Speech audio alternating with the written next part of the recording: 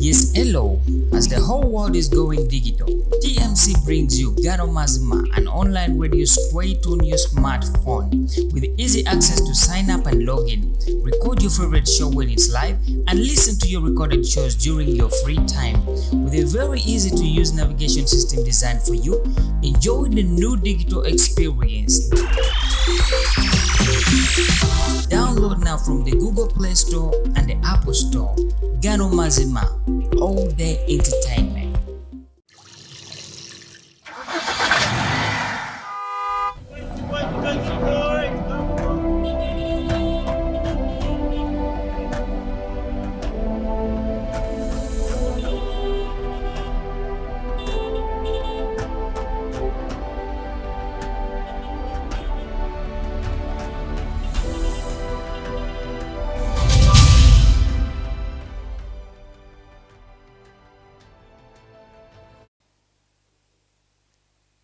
Yoga President Museveni ayozayozezza munne ku mulirwano e Kenya yawangudde akalulu kyokka ng'ate alipoota ya ensaasanya y'omusolo efulumye ebivaayo bitiisa. Ebyo n'ebisingawo bye tugenda okuba nga tutunuulidde olunaku olwaleero. Gubuuzaako yonna gwe gy'osinzirira okuba nga olaba TMC Gano Mazima. Tuguse nate ne program yaffe Nganzi. This morning tubeerawo olunaku olwa Monday paka olunaku olwokusatu ssaawa mpaka ssaawa 3 ez'okumakya. Olunaku lwakusatu ennaku za mwezi 27 omwezi tuli mu gwa 8 omwaka 2022. Claire Birungi Nakanjako nze nzize okuba nga nkutuusaako ebyo byolina okuba ng'omanya ng'oli wakati mu wiiki yonna ddala ku lunaku luno olwokusatu. Ensonga nnyingi ze tugenda okuba nga tutunuulidde naye essira tugenda kuba nga tulitunuuliza ebyo byabadde mu kalulu ku mulirwano Kenya mpozi ate n'ebigenda mu maaso wano ewaffe mu ggwanga lya Uganda. Tetugenda kubibuusa maaso. Ebyemizannyo n'ebyamasanyu nabyo tujja kuba nga tubinokolayo mpola mpola nnyo. Omulamwa gwe tulina olunaku olwaleero twebuuza ku bukiiko obw'enjawulo obuli mu paaliyamenti yaffe ey'eggwanga. Bukoze ki? Bulina ekyamaanyi kye bukoze okumalawo emigozi oba okumalawo obuvuyo obuli mu ggwanga lyattu Uganda. Essira tugenda kuba nga tuliteeka kakiiko akakosase kanono kalondoola ensimbi y'omusolo mu ggwanga. Twagala tumanye bano bakoze ekimala oba bakyabulamu besides bo okujja ne bagamba nti kino ne kino following up bawa penalties oba ebintu babirekaawo.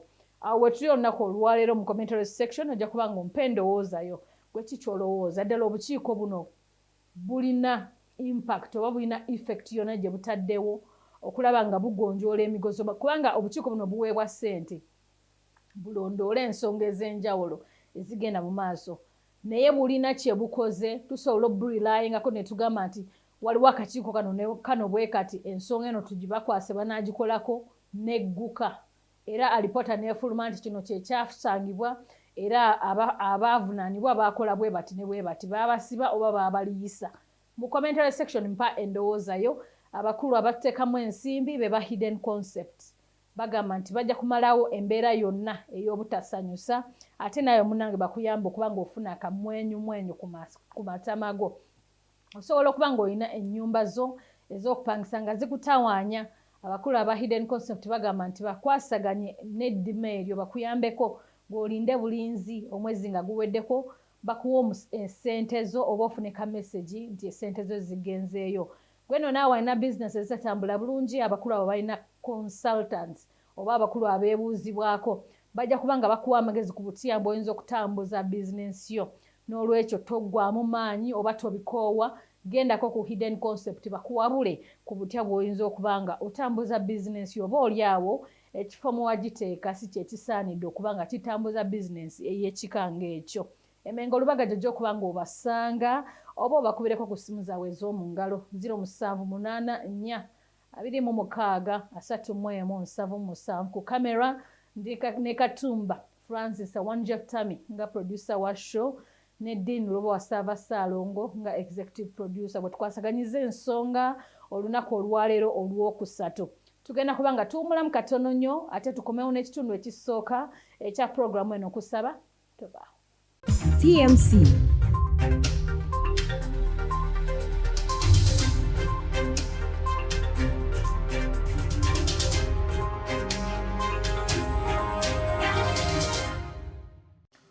gwe neighbor yengo yanguwanya sako olindeko obwedda mpulira abantu ku lujja ekiro nga bakikiitanya bagezaako n'okuggulawo naye nga tovaayo.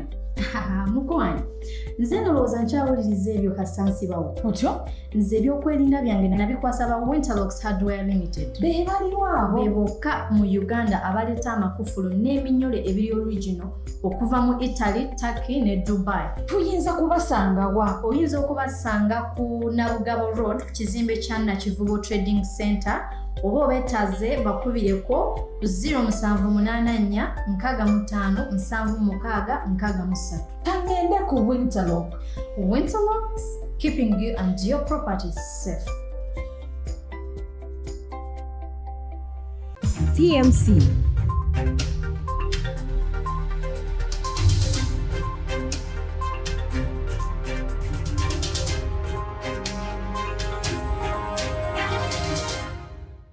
Kulikayo nnyo mu kuwummulamu okwo. Tutandise nno ne program yaffe this morning. Tutandise n'emboozi eri ku mulirwano e Kenya era ng'ebyavuddeyo fuddo zaffe na twabitegedde.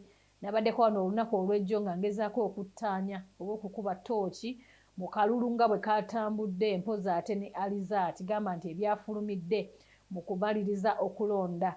Nakutegeeza olunaku olw'ejjo nti omukulu William Ruto yasobodde okuba ng'alangirirwa ku bwa pulezidenti obw'eggwanga lino emyaka 5 egigenda okuba nga giddako era nga yawangulidde ku miliyoni 7 oba obukadde 7,17 kyokka ng'ate gwe yabadde avuganya naye ennyo bwe babadde n'embiranye ey'amaanyi omukulu Raila Odinga ye yavuddeyo n'obukadde 6 n'obululu obwaguddemu awo.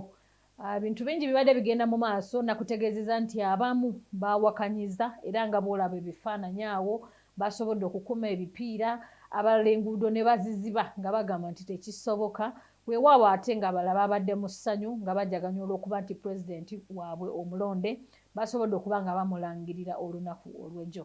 Abantu bangi bavuddeyo ne basobola okuba nga bamuyozaayoza ku buwanguzi bwe yatuuseeko munono nga mwe mwabadde ne pulezidenti w'eggwanga erya Uganda wano ffenna we tuwangaalira wano nze wempangaalira mpozi n'abamu abandaba mukulu pulezidenti Yoweri Kaguta Museveni yavuddeyo n'amuyozaayoza era nga mu bigambo bye yagambye nti ye mweteefuteefu okubanga akola ne pulezidenti eyalondeddwa e Kenya era nga yayogedde ebintu bingi nga mu buno mwabaddemu n'okugezaako okusumulula ku buwanguzi bwe bayinza okuba nga batuukako singa baba bakwatizza wamu ne bateeseza amawanga gano gombiriri era nga yayogedde nti essimu eyamukubiddwa nga yakawangula yabadde agezaako okutulaga nti yamukubiddeko essimu nga bamaze okulangirira naye n'agamba nti okwongereza ku ssimu gye nakubye after the phone call that I met you last night nga bw'okiraba abo ayagala okwongera okuba nga amuyozaayoza era n'amukuutira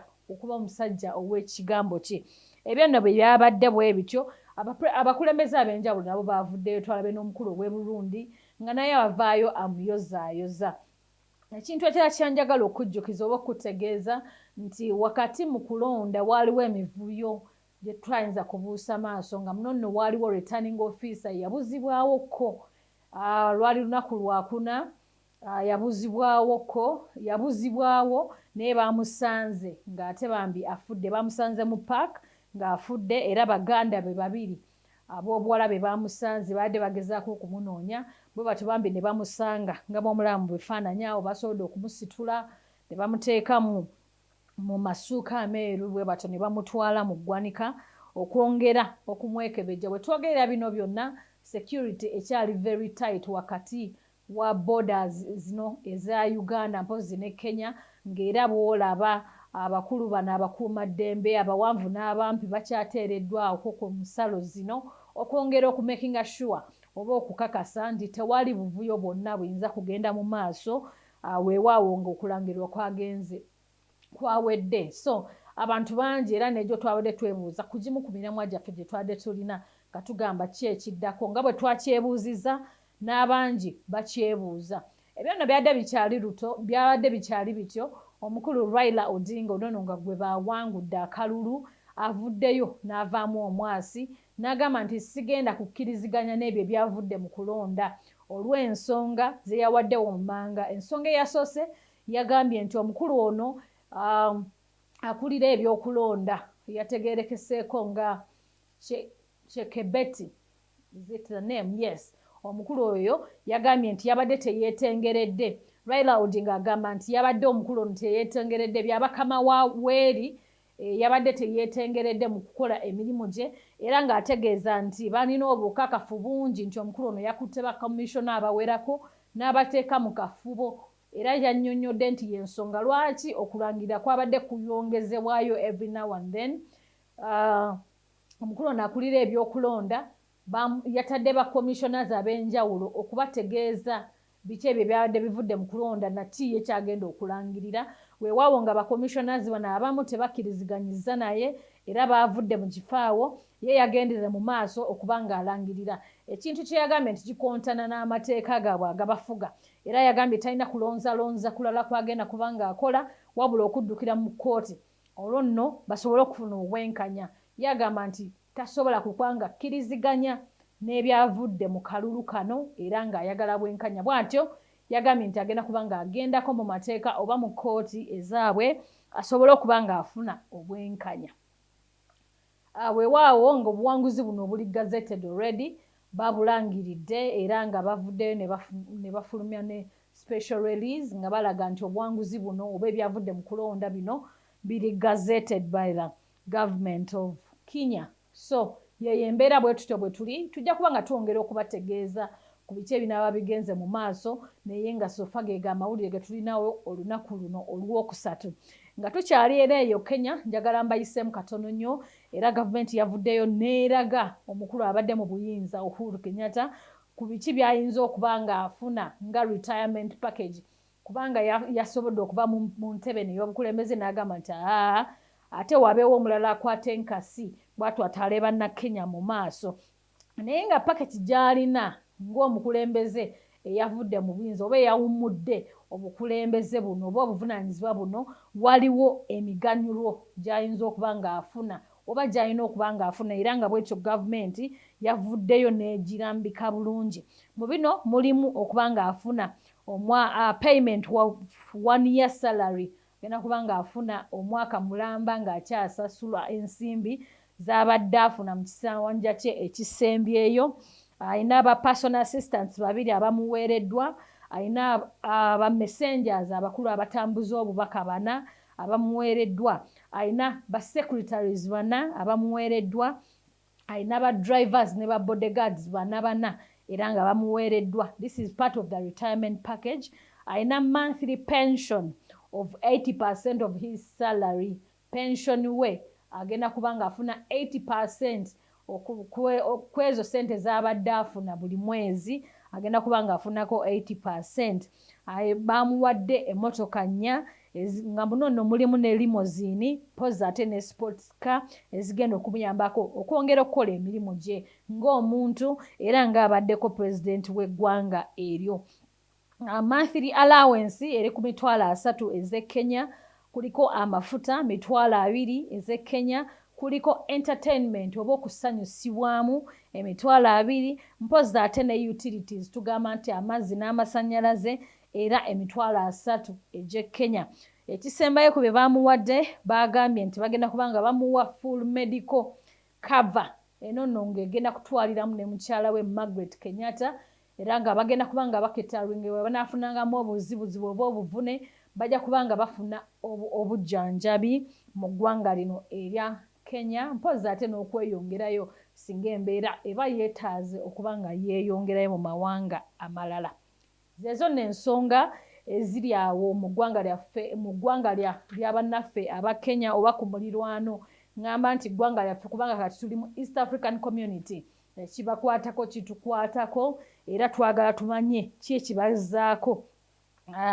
Ebyo nno bye bigenda mu maaso awo nno nga tuvuddewo ate tugenda kuddako wano ku butaka ewaka ensonga bukyanga eyaliko oba abamu bagamba yaliko abalala bagamba akyali. Njogera ku mukulu Norbert Mao Ssenkagale w'ekibiina ekya Democratic Party. Ono nno bukyanga bamulonda okuba nga ate yeegatta ku side eri eya ruling government oba government eri mu buyinza bigambo bingi bibadde byogerwa era abakulu bano aba DP abamu balabirwako nga bakuŋŋaanya emikono egy'okumugyamu obwesigwe. They want to censure him off the presidential seat of Democratic Party. Bagala kumugyamu obwesige nga president kubanga bagamba tasobola kubanga asavinga emirundi ebiri. Weewaawo nga ye yavaayo n'akinnyonnyola n'olunaku olw'ejjo nduuza nayogeddeko ku bye yayogedde ku kalulu ak'ebusongora eyo mu Kasese, ye yagambye nti akyali ssenkaggale. Weewaawo ng'ali eri asavinga nga Minister of Constitutional Affairs, naye ate alina ekibiina mwawangalira ate kyayagala ennyo kyatayinza kubanga asuulirira.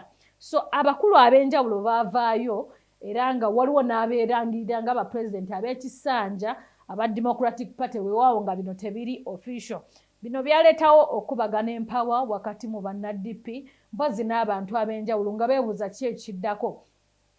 Okuzaako emabega ziri sabits 2 kati ziri weeks 2 bukyanga omukulu nalondebwa ku kifo oba agonomolwako ekifo ekyo Minister of Constitutional Affairs and Justice.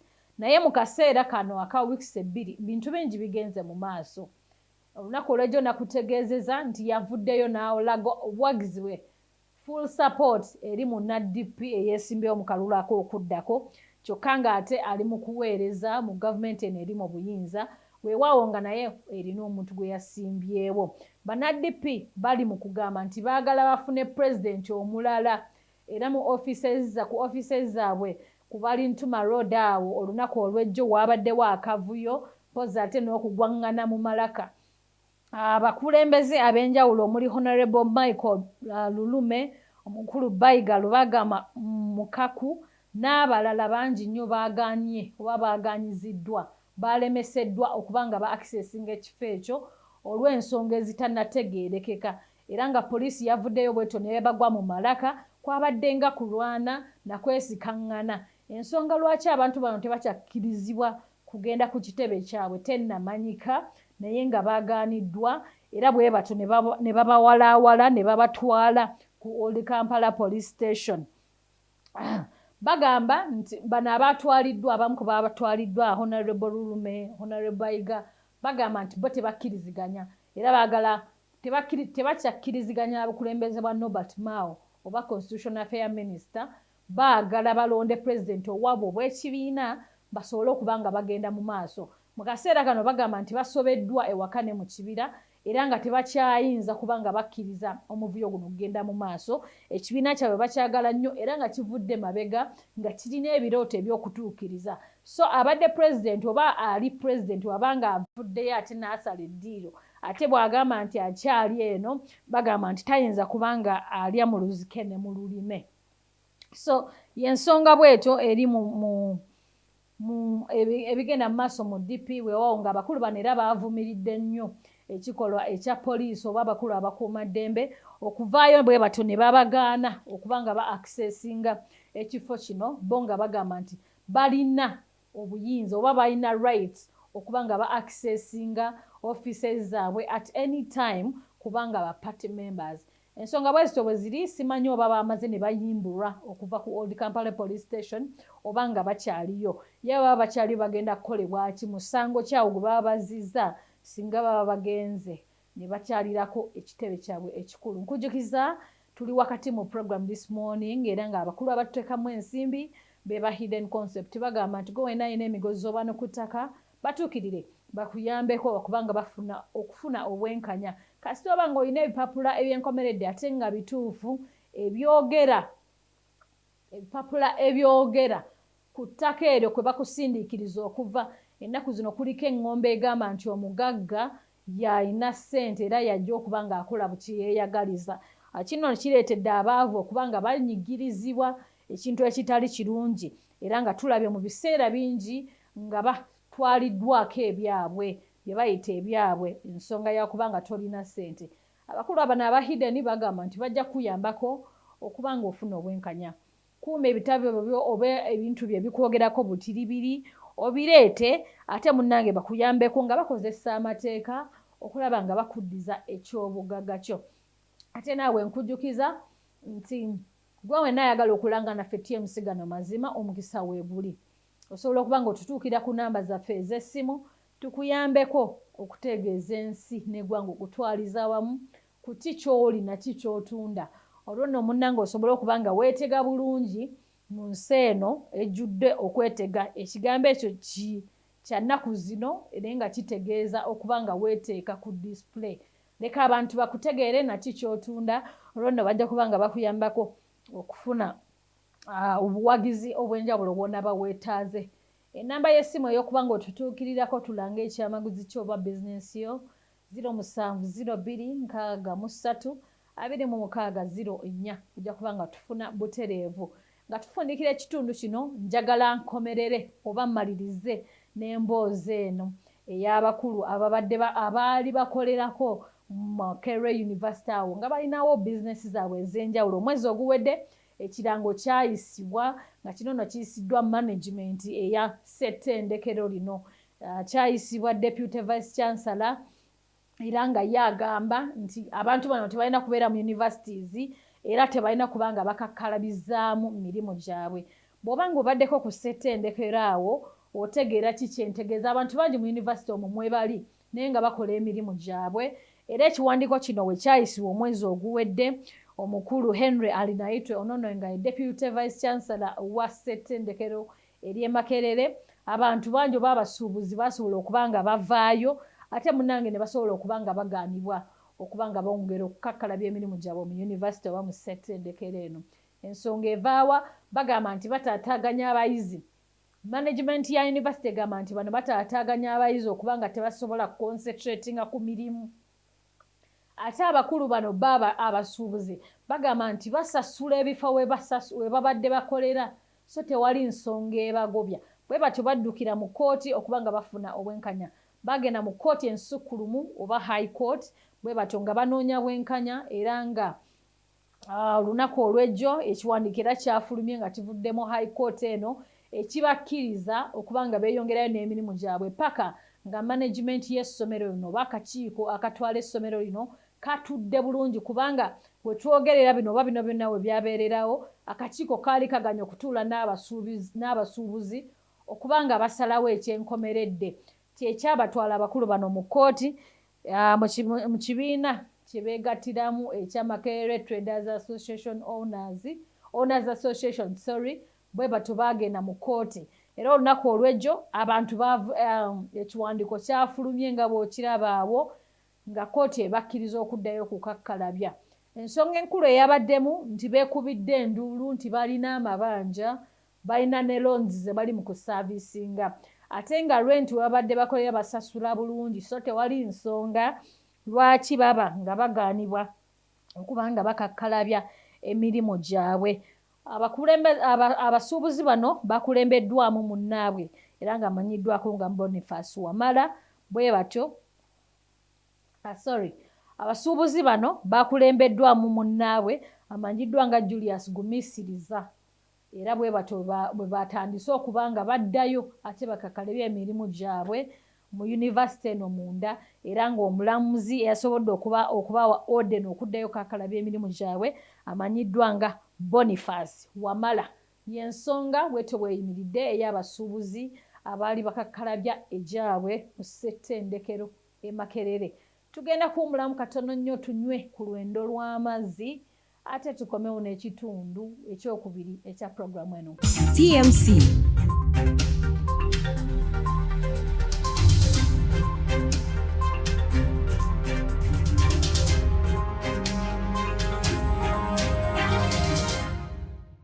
Owange gwe neiba yengo yanguwanya sako olindeko obwedda mpulira abantu ku lujja ekiro nga bakikiitanya bagezaako n'okuggulawo naye nga tovaayo. Mukwano, nze ndowooza nkyawuliriza ebyo kasansibawo. Otyo? Nze ebyokwerinda byange nabikwasa ba Winterlocks Hardware Limited. Be baliwo abo. Be bokka mu Uganda abaleeta amakufulu n'eminyole ebiri original okuva mu Italy, Turkey ne Dubai. Tuyinza kubasanga wa? Oyinza okubasanga ku Nabugabo Road, kizimbe kya Nakivubo Trading Center, oba obeetaze bakubireko 0784657663. Tangende ku Winterlocks, keeping you and your properties safe.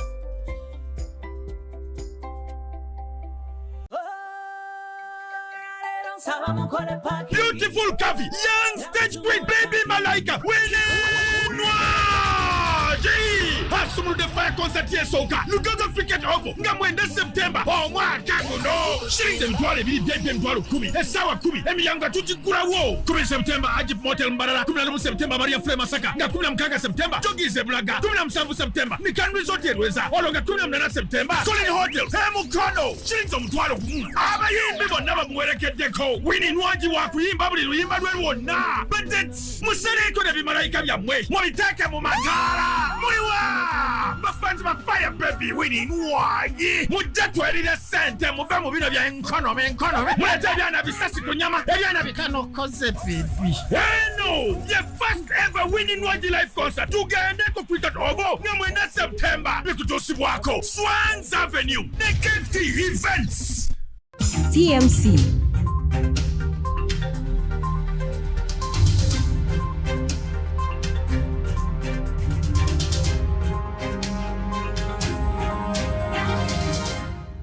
Kuli kayanyo mu kuwummulamu okwo nkujjukiza nga 9 ogw'omwenda omwezi ogujja tulina concert esookedde ddala ya mukyala munnaffe Winnie Nwagi oba Nakanwagi Winnie ono ng'agenda kuba ng'asoosotola buli luyimba lw'omumanyiiko musawo byonna gwe by'omanyi gye yatandikira eri mu kuyimba jjukira twamujja mu Coca-Cola Rated Next paka waali wano ng'atusobola nnyimba so ku lunaku olwo nga 9 omwezi ogw'omwenda agenda concert e Lugogo.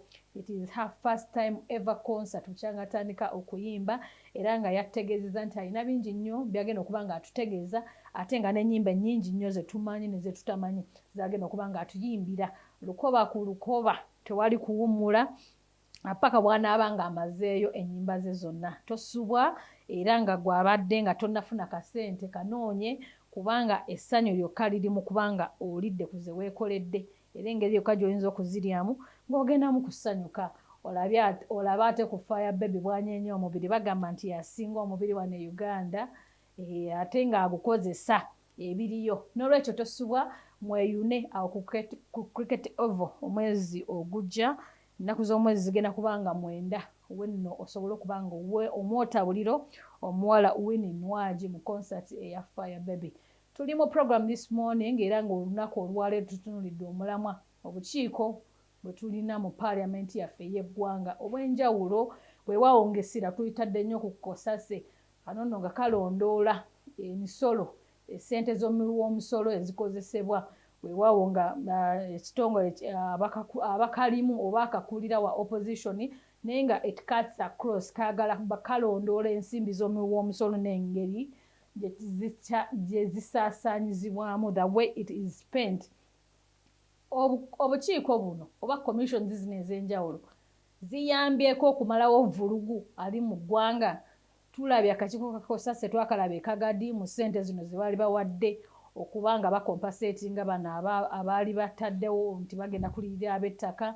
Twabalabako we bakunyakunya omugenzi Musebire weewaawo ye nga yabatrashinga n'agamba biki bino bye mumpitidde wano. Tubalabyeko ate kati bali mu kukunya Nankulu owa Uganda Airlines enono nga yakalondebwa bamubuuza engeri butya bwe yafuna ekifo kino n'emisala egy'enjawulo abantu bano bakola nabo gye bafuna. Twagala kumanya oba twebuuza obukiiko buno buyambyeko kubanga tulabye emirundi mingi nga bajja ne bawa alipots ez'enjawulo.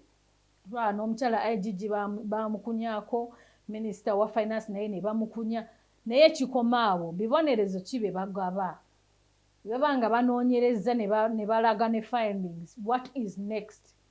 Baliwo kulabisa bulabisi bantu bano ne batabawa bibonerezo oba bayambako okumalawo vulugu ono abo babakwatidde mu nsobi babakola ki? We tuli olunaku olwaleero mu studios negatiddwako Ssaalongo Dean Lubowa Saava era ng'agenda tubuuzaako tutandikire ku mulamwa awo. Kwaniriza gwe wena muganda wange akedde naffe mu budde buno bwe tulina kuba bwe tulimu obw'ekinnyika ggobe. Embeera gye tulimu ya bunyogovu nnyo oyinza okugamba omusajja ekimulese ng'afaananye bw'ati leero kiyo mbeera yatabuse dda naye ate tuba tulina okuweereza eggwanga mu ngeri emu oba endala. Mwenna abatambula naffe n'emikwano gyaffe nja kutwala omukisa guno leero ntumireko ku mwami gwe bayita Ibrahim Muyingo, omu ku bagoberezi baffe ab'olulango era akyasinze okubeerako. N'omukyala ali awo bamuyita Babi, n'omulala bamuyita Nabidigido. Amanya erinnya eryo libeera nga bogamba rhythm. Alina omudigido gw'ateekamu nga alaba ensonga zaffe n'atugoberera bulungi nnyo. Omukulu oyo akuyita kojja. Muyingo. Lwajja n'angamba kojja, naye lwaleero kantwala omukisa guno okumutumirako mutabani wange, yeebale nnyo okutugoberera saako ne banne abalala bagenda maaso naffe. Batussaamu ensimbi bo beebale nnyo kuba nti bateekamu amaanyi, naddala mikwano gyaffe aba Winterlock Hardware abatunda kufulu n'eminyolo egy'amayumba era nga batuusa. Omukulu Nsereka abagamba nti mugende mugule kufulu, mugende atereze eminyolo gyammwe, mugende atereze naddala ebyokwerinda byammwe, kubanga bwe twogera ku nsonga za kufulu n'eminyolo tuba twogera ku byokwerinda eby'ensibo byogamba nti omunyolo guno ngutadde ku luggi kuno, naye abaana n'abazzukulu n'abaliddawo bali gukozesa nga tegufudde. So tugende tugula ebintu ebyo eby'obuwangaazi kituyambe ekonomi engeri gyetabuseemu. Bw'ogula omunyolo si kirungi ate obe nga wakagugula ate n'enkyoddeyo ogula omunyolo. Babulire enamba yaabwe y'essimu twolekere ebyo ebitegeeza eggwanga kikyeriri. Abakulu aba Winterlock okugenda kubanga bafuna ku namba yaabwe ey'essimu 0784575663 awo ku Nakivubo building ku Nabugabo road ojja kubanga bafuna butereevu. Kati tunagenda ku mulamwa. Njagala tuddukeko ku mulirwano e Kenya katono nnyo. Omukulu Raila Odinga yabiwakanyizza. Yagambye nti tagenda kukkiriza na byavudde mu kulonda era yaddukidde mu kkooti. Olowooza ki ekiyinza okubaawo? Akalulu konna bwe katyo bwe kabeera ky'olina okumanya. Nakugamba wano olunaku lwa jjo nti tekabeeramu kugwa maliri. Ate era bw'oba otunudde nti Leila ne Magini gye baamulekeddeko yabadde ntono nnyo nga ekuleetera okugamba nti kanzireyo. Senga omusajja yabadde akutaddeko square line ega nti akusinze obululu akakadde kalamba, oba osobola okugamba munoga nti wayi abalonzi bayinza okuba banneegaanye.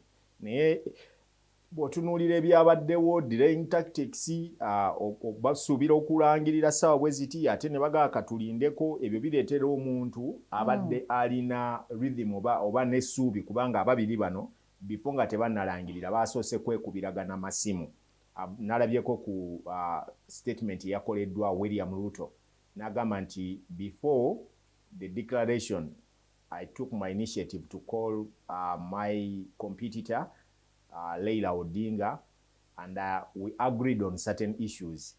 One, he promised to come and give a handshake, and I also promised him to have a cup of tea so that we can appreciate what the Kenyans have done to us. Now, ebyo buli omu yabadde abyogera nga tannaba kumanya kiki kye basomye ku ttale ye. Naye bw'omala okubitegeera osobola okugaana oba okukkiriza. Olw'obulungi lw'abantu abaawaddeyo okulonda kwabwe n'ebirala, oyinza okugamba nti akakiiko k'ebyokulonda kaabwe kaasigazza okusoomoozebwa ng'era bwe kyali nti kakati kazze kafuna challenge zibadde bbiri.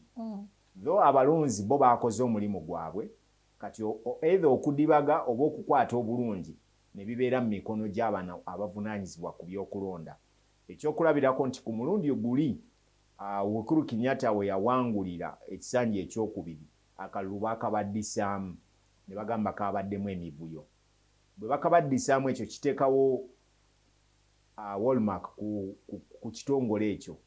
Then olwaleero bagenze okumaliriza nga even one of the polling officer waabwe atiddwa, oba returning officer waabwe ng'attiddwa eyabadde avunaanyizibwa ku saza lya Embakasi. Bamuwamba bagenze okuddamu okumusanga ng'attiddwa. That means nti nawo wabaddewo ebituli. Bw'otuuka okujja eno gye baalangiriridde, bw'olaba gundi eyabaddewo okumaliriza okulangirira eno abantu beekyanze bakutte entebe emmeeza bazikasusa eri, kyabadde kikulaga nti the other side teri contented oba tekkiriza bano bye balangiridde. So mu kyo Odinga okugenda mu kkooti It is the right channel gyasobola okuyitamu okugendamu bakoleki batunuulire ebyo ebivuddeyo era okukkiriza nti bagambe balonde oba basooke babireke oba bagende n'ebyo ebyavuddemu. Okwekalakasa abantu babadde batandise but it is upon the two candidates okukolinga down abantu bakkakkane mu mbeera. The Luwo Nyanza ababavaamu abajjaluwo bo basigadde n'ennyiike olw'okuba nti okuviira ddala ku the word go n'okutuuka olwaleero baagadde nnyo entebe y'enkulu ey'eggwanga lyabwe egaanye okujja gye bali. Naye era bw'otunuulira nti okuwangula kwa Ruto kulina kinene nnyo sigino gye kusindise eri abakulembeze ba East Africa. Kwataddewo ebibuuzo bingi, kwataddewo ebyokuansa entono ennyo ku bibuuzo ebingi. Naye era nga bwe nagambye eggulo nti Mwami Museveni abamu kye batannaba kutunuulira abadde n'omukono munene nnyo mu kubeerawo kwa Ruto.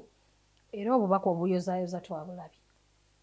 In fact gundi ye yasoose okuyozaayoza wa Burundi, Museveni naye naddako n'abalala kyokka abadde sitting president the outgoing one tannaba kuteekayo statement ye mu makinga ennyo ebintu ebyo. Ono abadde mu ntebe afuluma agenda, ono abadde vice we tannaba kukola ki kuteekayo ekintu kyonna kiyozaayoza ono awangudde oba okukkakkanya oli gwe bawangudde, ekitegeeza nti naye akyali wandibaawo ekiyinza okuddako. Then ekirala bano kye bagamba mbu Ruto abadde hasola biki eyo ebadde emboozi kuba nabadde neetegereza. Those I think omusajja bw'obanga okuva ku university omwaka ogusooka wakafuluma bwoti n'oyingira ebyobufuzi n'otandikirirawo okukulirawo wingi y'abavubuka mu kibiina ekiri mu buyinza n'ojja paka okutuuka olwaleero obadde vice president emyaka 10 paka kumpi obulamu bwe bwonna since 1992 abadde mu byabufuzi bya Kenya n'okutuuka olwaleero kikulaga nti abaddewo nnyo era olwaleero luno ate otoyinza kumuyita obulamu bw'amaze mu good life tebwenkanankana na bw'amaze nga ali mu bulamu buli bwagamba obw'okuhasolinga oba hasla yabweyozaako dde okugeraageranya omusajja gw'oyinza okuyita a true hustler abadde waawo eyeezimbye ne yeetuusaawo yali mugenzi Kibaki oyo batuukako n'okumuggalirako nga vice president naye ne bamuggalira mu maka ag'obwa president ne batamukkiriza kulaba mukama we. Yeezimba yekka paka okutuuka wano nti yatambuzaako ne ku bigere ng'agenda ku ssomero ng'ali mu bigere tayambadde ngatto. Kati oyo gw'oyinza okuyita omuntu abonyeebonye nakunkunyedde yeezimbye oba munakukaama eyeezimbye obulungi ne yeetuusaawo we yali ku ntebe ey'obukulu.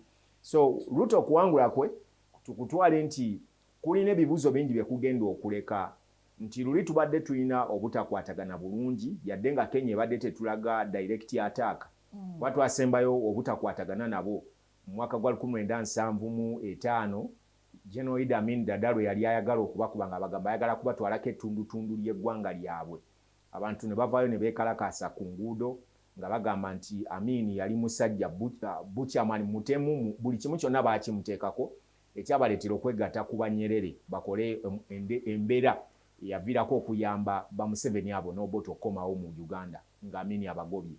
So olwaleero luno oyinza okugamba nti Ruto okuwangula kwe kugenda kuzzaawo enkolagana eri ey'omuggundwa gy'oyinza okugamba nti Museveni afunye omwana gw'anaatuma nga kana akayimba keŋŋamba nti simanyi mpulira ekyejo mwana kyali awo mutumeko. Kati Mwami Museveni ayinza okubeerawo naga awulire simuluma wano mukyeri ani gw'aba atumako emwanza egundi awo ekisumu nga Ruto waali.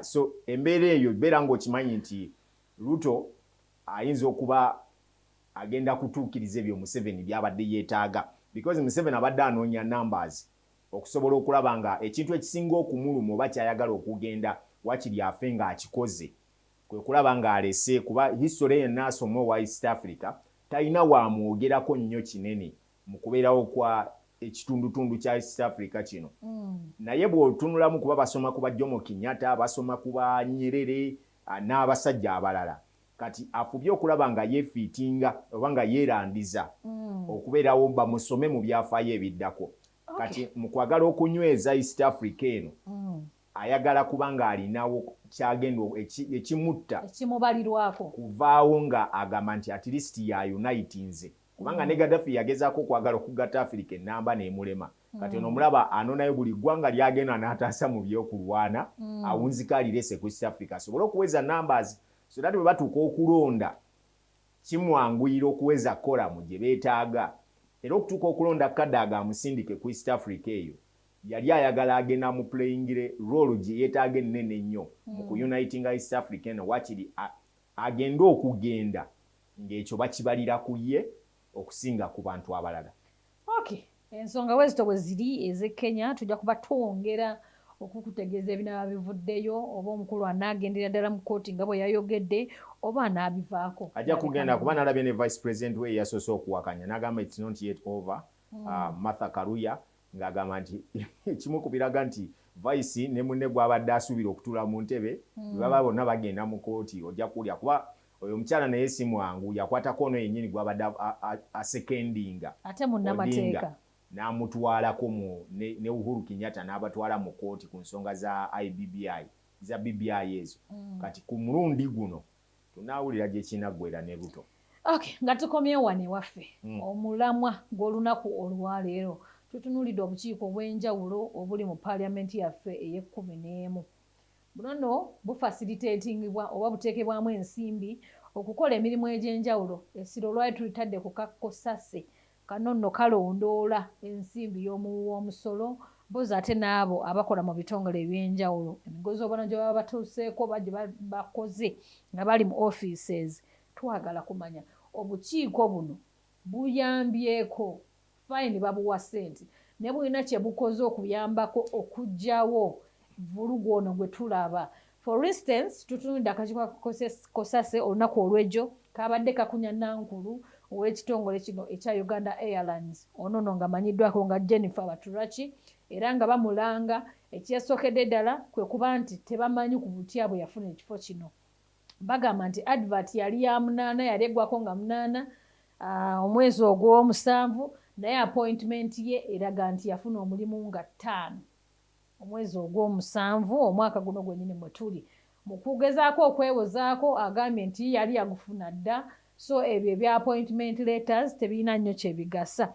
Ensonga era gye bamutunuuliza gye gino emisaala egiwaawazza amatu n'amagezi g'abakulu bano abatudde ku kakiiko nga giri wagguluko era nga bamusabye annyonnyole lwaki abantu bakola nabo bafuna emisaala bwe giti. Ekibuuzo kyange gy'oli omukulu ono oba omukyalo ono yafuna atya ekifo kino kyagamba nti yali teyeetaaga nafuna appointment letter nga tetunagenda ku mukyalo oyo yennyini eggwanga lyetaaga okumanya buli kisanja kya paalamenti kibadde kiriko obukiiko obw'enjawulo obujja ne bubeerawo ne bukola omulimu kubanga obuuzizza nga busobola okuyambako okuggyawo vulugu ono ekibuzo kiri nti tebusobola kuyambako mu ngeri emu oba endala yeeno bw'otunuulira kano ke twogerako waliwo obukiiko obubaddewo naddala nja kuzaako emabega katono mu paalamenti ey'omusanvu n'ey'omunaana waliwo Public Accounts Committee eyalimu abasajja bakasiyano wadiri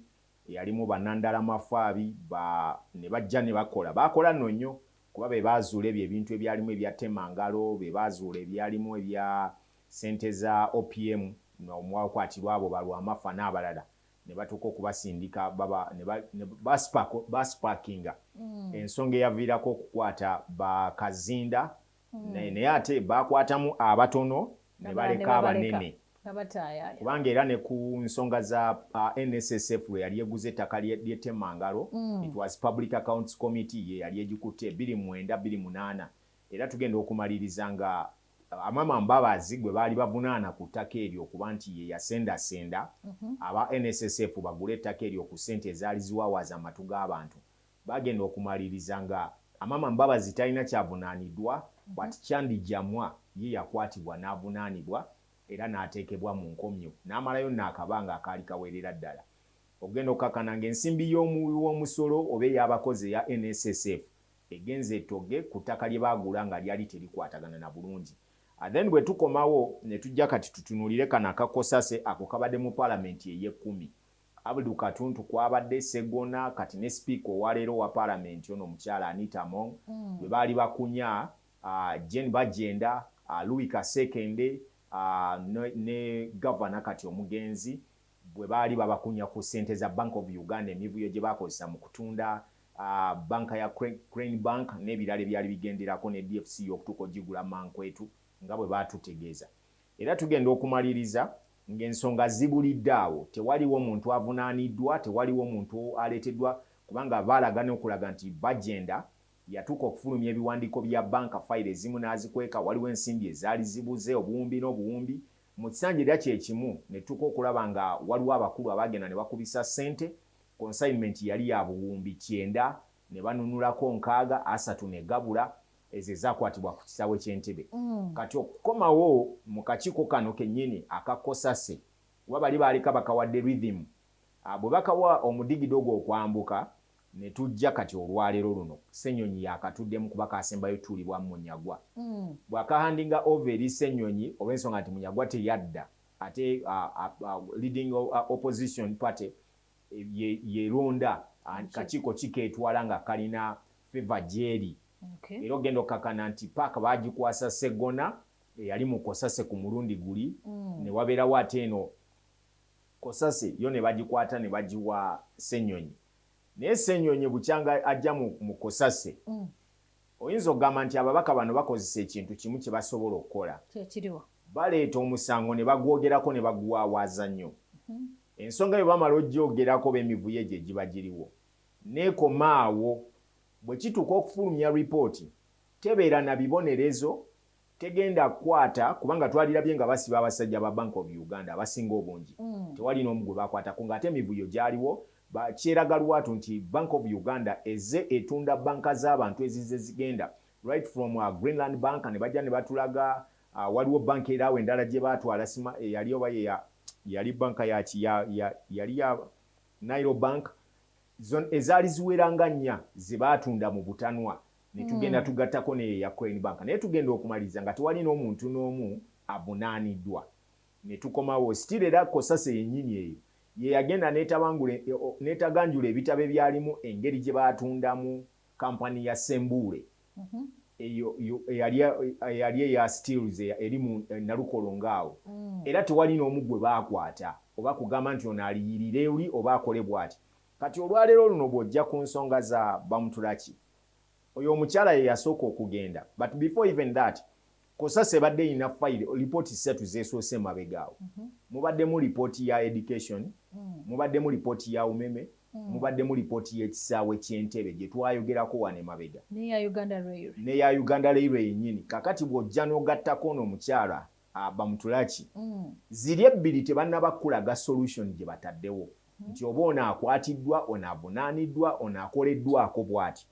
Kati ekiraga nti batwala obudde ne batuula ne babawa assignment ez'okukola ne bazidiscussingako ne baleetera eggwanga ne baliraga nti wano waliwo obuzibu wano ne wano. Bano be bakunya syndicate etambula eti bano be bali mu kunya bo ne bakwata ssente ne basasula bano. Kuba twalabako lumu emabega. Why am I saying this? Ku mulembe gw'Abamunyagwa be yakwata Kosase bamusanga n'abakungu abo bennyini be baali bakunya aba KCC ng'ali atudde nabo ku hoteli emu oba is Metropolitan Hotel eryawe ng'Ekololo, bamuwe kasente ensonga azigattegatte ziveewo. Then bw'ojja kuwono olwaleero olunwe lwatandikirawo bwe twali ku lipooti y'ekisaawe nga basonga mu Ssenyonyi nti yalidde akawumbi ka ssente. Nengezaako n'omukubira kasimu teyakakwata. Ne mbuuza ku banne ne baga yes naffe amawulire tugawulira nti omukulu yakutte akawumbi naye katulinde ripooti egenda okuvayo. Ripooti egenda okudda ne bagikubamu ebituli nti yali y'abaana bato gye bakoze. Ab'ekisaawe abaalya ssente nga n'okutuuka essaawa ya leero ekisaawe ky'eggwanga kati kiri mu matigga. Obuwumbi 2 zali $2 million eza dollars ze baabawa. N'otuuka leero zaabalema okwakauntingira n'engeri gye twafunamu gundi minisita n'atuuka n'okujja okunnyonnyola byanyonnyola nti yasayininga tategedde endagaano twakola nfu ono ne batateeka kazito ku minisita ono kulekulira because if they make a serious report minisita oyo asobola okulekulira ne waba yeetonze kubanga yes baafoosingako ku mulembe gwa paaka guli gwe nkugambye gwa bakasiyano wadiri baafoosingako minisita baali bamuyita yali atunze emirongooti gya UTV gya UBC egyo ne bamukwata yali minisita wa information ne bamukwata bulungi nnyo ne bamufoosinga alekulire ng'agitutteeyo ewaabwe ebunyolo bagende bagikozese ku lediyo ye gye yali azembyeyo naye ng'ali ku mirongooti gya ggwanga ne bamukwata ne bamugamba alekulire bafoosingako Saida Bumba ku sikamu eyalimu basajja balaba kati bw'odda wano ku ono n'otugamba nti Matiya Kasaija bamukutte mu mirundi egikwata mu 5 emeka ng'ajja n'ategeeza eggwanga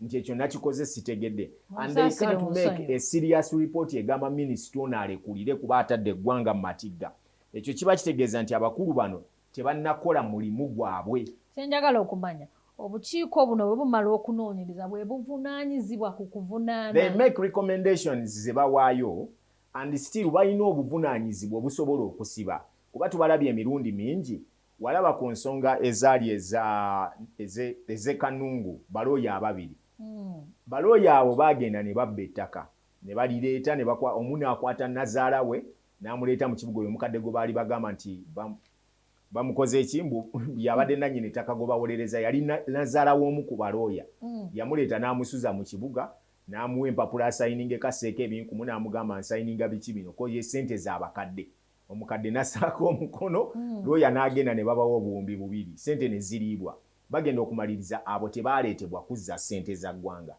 bodda kuona omukyala gwe twogerako olwaleero Bamuturaki baamugoba ng'era bamukozeko complaint ne babatwala kati bwe bamusamoninga okugenda ew'omukulu mu State House ye kye yakola n'aloopa banne bonna bw'amala okola olugambo olulungi omukulu ne lumunyumira ye n'amuwa omulimu bano n'abagoba kati bano bagenda okutuuka okubuuza mbu ono yafuna omulimu before omulimu gwava eri tiyagwapulayingira yakola lugambo lwe n'aloopa bulungi ne bamusasula ekirabo ky'okuloopa mu kuloopa banne n'agenda n'alekomawo nga bamuwadde obuyinza nti genda weerondera abantu b'ogenda okukola nabo kakati mu buyinza bwe baamuwa ne bamuweramu n'okwegerekera ki ssente ekyo kyali mu kukola olwaleero kyekyo Jennifer Musisi kye yakola ng'ali bamuleese okubeera nankulu wa Kampala yatuuka n'agaba ssente y'okusinziira ku mikwano gye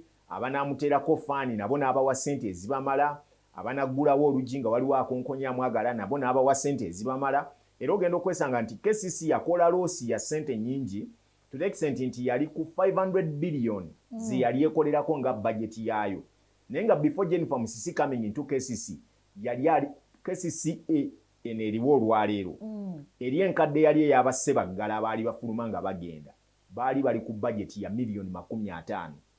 Okitegeera bano balukwago bagenda okuyingira nga road mayor bakyusa okugenda mu KCC olwaleero eriwo batandika ne budget ya billion 5 500 billion ne bagamba nti bagenda naye bw'otunuulira bye baakola mu egyo emyaka gye baaliwo byali tebyawukana nnyo na kinene okuggyako goba abatembeeyi okubeera nga bafunzizza buli munaku n'abulwako waakolera ekyo ne tukiteekaawo kati Bamuturaki olwaleero akyalina powers ez'omukulu bano ne bwe banaamubuuza ebibuuzo ebifaanana bitya the appointing officer atudde eri mu kasonda abatunuulidde bonna ababuuza era ojja genda okulaba nti ripooti zino zijja kufuluma zima ne baziteeke wali nothing will be done to those people be bagenda okugamba nti bayita oba basamoninga okubabuuza bye bababuuza bajja sigalawo basigale nga bakola bye bakola ono atambula agende akola ekintu kimu president kyajja okukola kijja kuba kintu eki kwefuula nga atabitegedde bulungi amala mu interrogating amuteeke ewalala then aleete omuntu omulala amutuuzaawo mu nga tukyali awo wennyini wiiki eno twayogedde ku ownership oba obwannannyini obw'ekisaawe kino kye tuli mu kwogerako n'ennyonyi zino eza Uganda Airlines era nga okunoonyereza kwalaze nti ebitundu 99.9 they are privately owned era nga 0.1 ye y'Abannayuganda. Kino kisobola okuba nga kinnyonnyola ensonga lwaki bino byonna biri bwe biti ng'omukulu ono eyakalondebwa mu kifo kino ye appointinze abantu bayagala n'okubawa emisaala gyonna gy'ayagala kubanga it is close to not being a government property now. Does that partly explain this? Nja kusaba ku lw'obulungi lw'eggwanga sityangako okwogera bigambo nga mbadde mbimanyi bulungi. Okay. Monday, put it forward. Monday, next week, ngenda kujja ne list baani aba owning ekisaawe kya Entebbe Airport. Otegere na lwaki Uganda eyinako only 0.1% era baakitwala ddi nani abadde akiryamu ssente okumala ebbanga lyonna n'okubeera nti abaddeko ne kampuni ezibadde njagala kuddayo ku just ku verifying points zange zibeere nga ziri on target. Sagala kuba nga nkuba wabweru waazo nedda njagala zibeere on target. Let our audience wait on Monday. Okay. Let's put it on Monday. Tugenda kujja tubabuulire bulungi ekisaawe kino kyatundibwa dda kyatwalibwa dda tekikyali kyaffe nga bannansi. Baakitulekerako ako kokka akatono ak'okuba nti eyo zero gy'olaba point something ke kokka ke tulinako but waliwo bakafunza ki abaatwala ekisaawe ekyo. So tusooke tumale kanziremu mala okwetegereza notisi zange bulungi bwe ziba zikyasoma nga bwe nazifuna mu kusooka nja kujja mbabuulire ekituufu ku Monday ekyo nkyeyamye tukise ku lukanga gw'oluddako. Katulindirire olunaku olwa Monday tujja kuba tutegeera abakulu abo aba owninga 99.9% ku kisaawe mpozi ate n'ennyonyi okutwaliza awamu. Program this morning mwe tuli clear. Era n'ennyonyi tebangako yaffe. Erinnya baali waliwo omuntu nannyini waalyo. Just remember kankuzeeyoko katini by the time we twa hostingira Chogamu walabawo obunyonyi obwali buliwo obwali bumasikaledinga ng'obwa Air Uganda. Obunyonyi obwo bwali bwa Agakaani era ddiru twali tugigenzeemu n'Agakaani. Naye olw'okuba nti kyali tekiweesa makulu okugamba kuba balina ebintu bye baasaba Uganda and there were only 4 people abasecondinga oba abastandinga in as recommenders oba abantu ab'obuvunaanyizibwa okuweesa Uganda omukolo ogwa Chogamu gubeere wano. One was omugenzi Mulwana kuba ye yagenda n'atuula mu business committee eyo n'adiscussinga ne batukkiriza baleete olukiiko olwo wano. Owokubiri Agakaani yatuteerayo akabegera ennyonyi eyo twagirina wano nga tulinamu only 1% ey'okuba nti owuninga erinnya erya Uganda Airlines. So bwe byaggwa era wagiraba yakola ki yabula bubuzi nga munnyo ne guggwera mu sepiki awo ne tutaddamu kubitegeera ebyaddako. So by Monday we shall have each and everything we byetaaga okumanyirwa era omanye nabaani abaakitundayo kituuse awo. Alright, set your reminders ku Monday tugenda kubanga tusaabuukulula tuleme okuba nga tusunako katono biyinza okutuyiikira olunaku olwaleero. Ndi Lubowa Saava gwe tukyali naye ku katebe era nga twogera oba atuwa ndowooza ye ku ebyo ebigenda mu maaso mu ggwanga Uganda. Abakulu abatuteekamu ensimbi be ba hidden concept bagamba nti bamalawo emigozo bano gyonna ku ttaka ate ggwe munnanga asobedde waka ne mu kibira nga bizinesi tezitambula bagamba nti balina abawi amagezi ba consultants batuukirire bakuyambeko bakuwa amagezi ku butya bw'oyinza okutambuza bizinesi yo. Bizinesi ki gy'oyinza okuteeka wa ate neekulamira bulungi. Abakulu aba hidden concept we bali okuba nga bakuluŋŋamya ku nsonga ezo. Emmengo Lubaga ojja kuba nga obasangayo butereevu nnyo oba obatuukiddeko ku simu zaabwe ez'omu ngalo 0784263777 ojja kuba nga wafuna butereevu.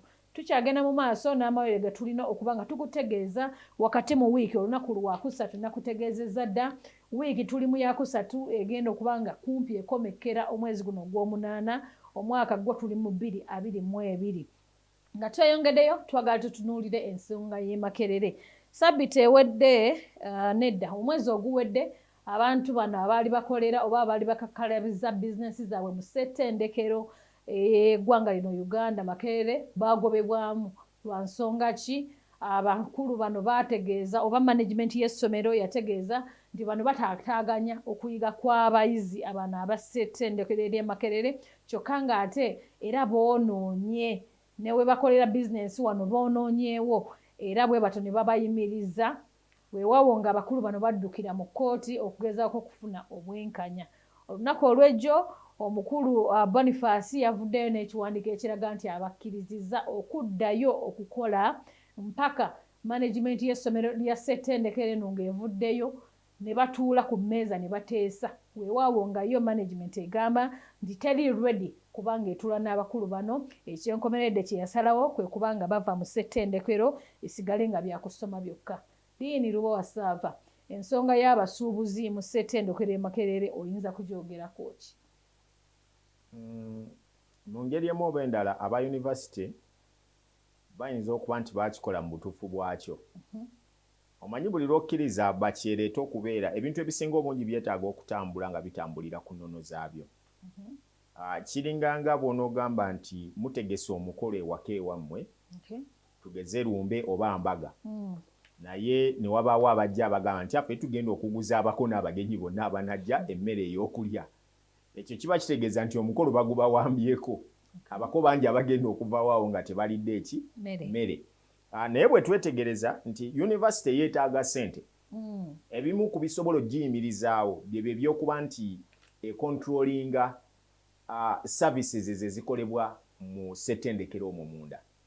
Nti ojja kulaba yazimba main halls nnyingi nnyo, oluusi zeepangisa abantu okukoleramu embaga n'ebintu ebirala. Ako akasente kaba kayingira automatically mu administration ya university.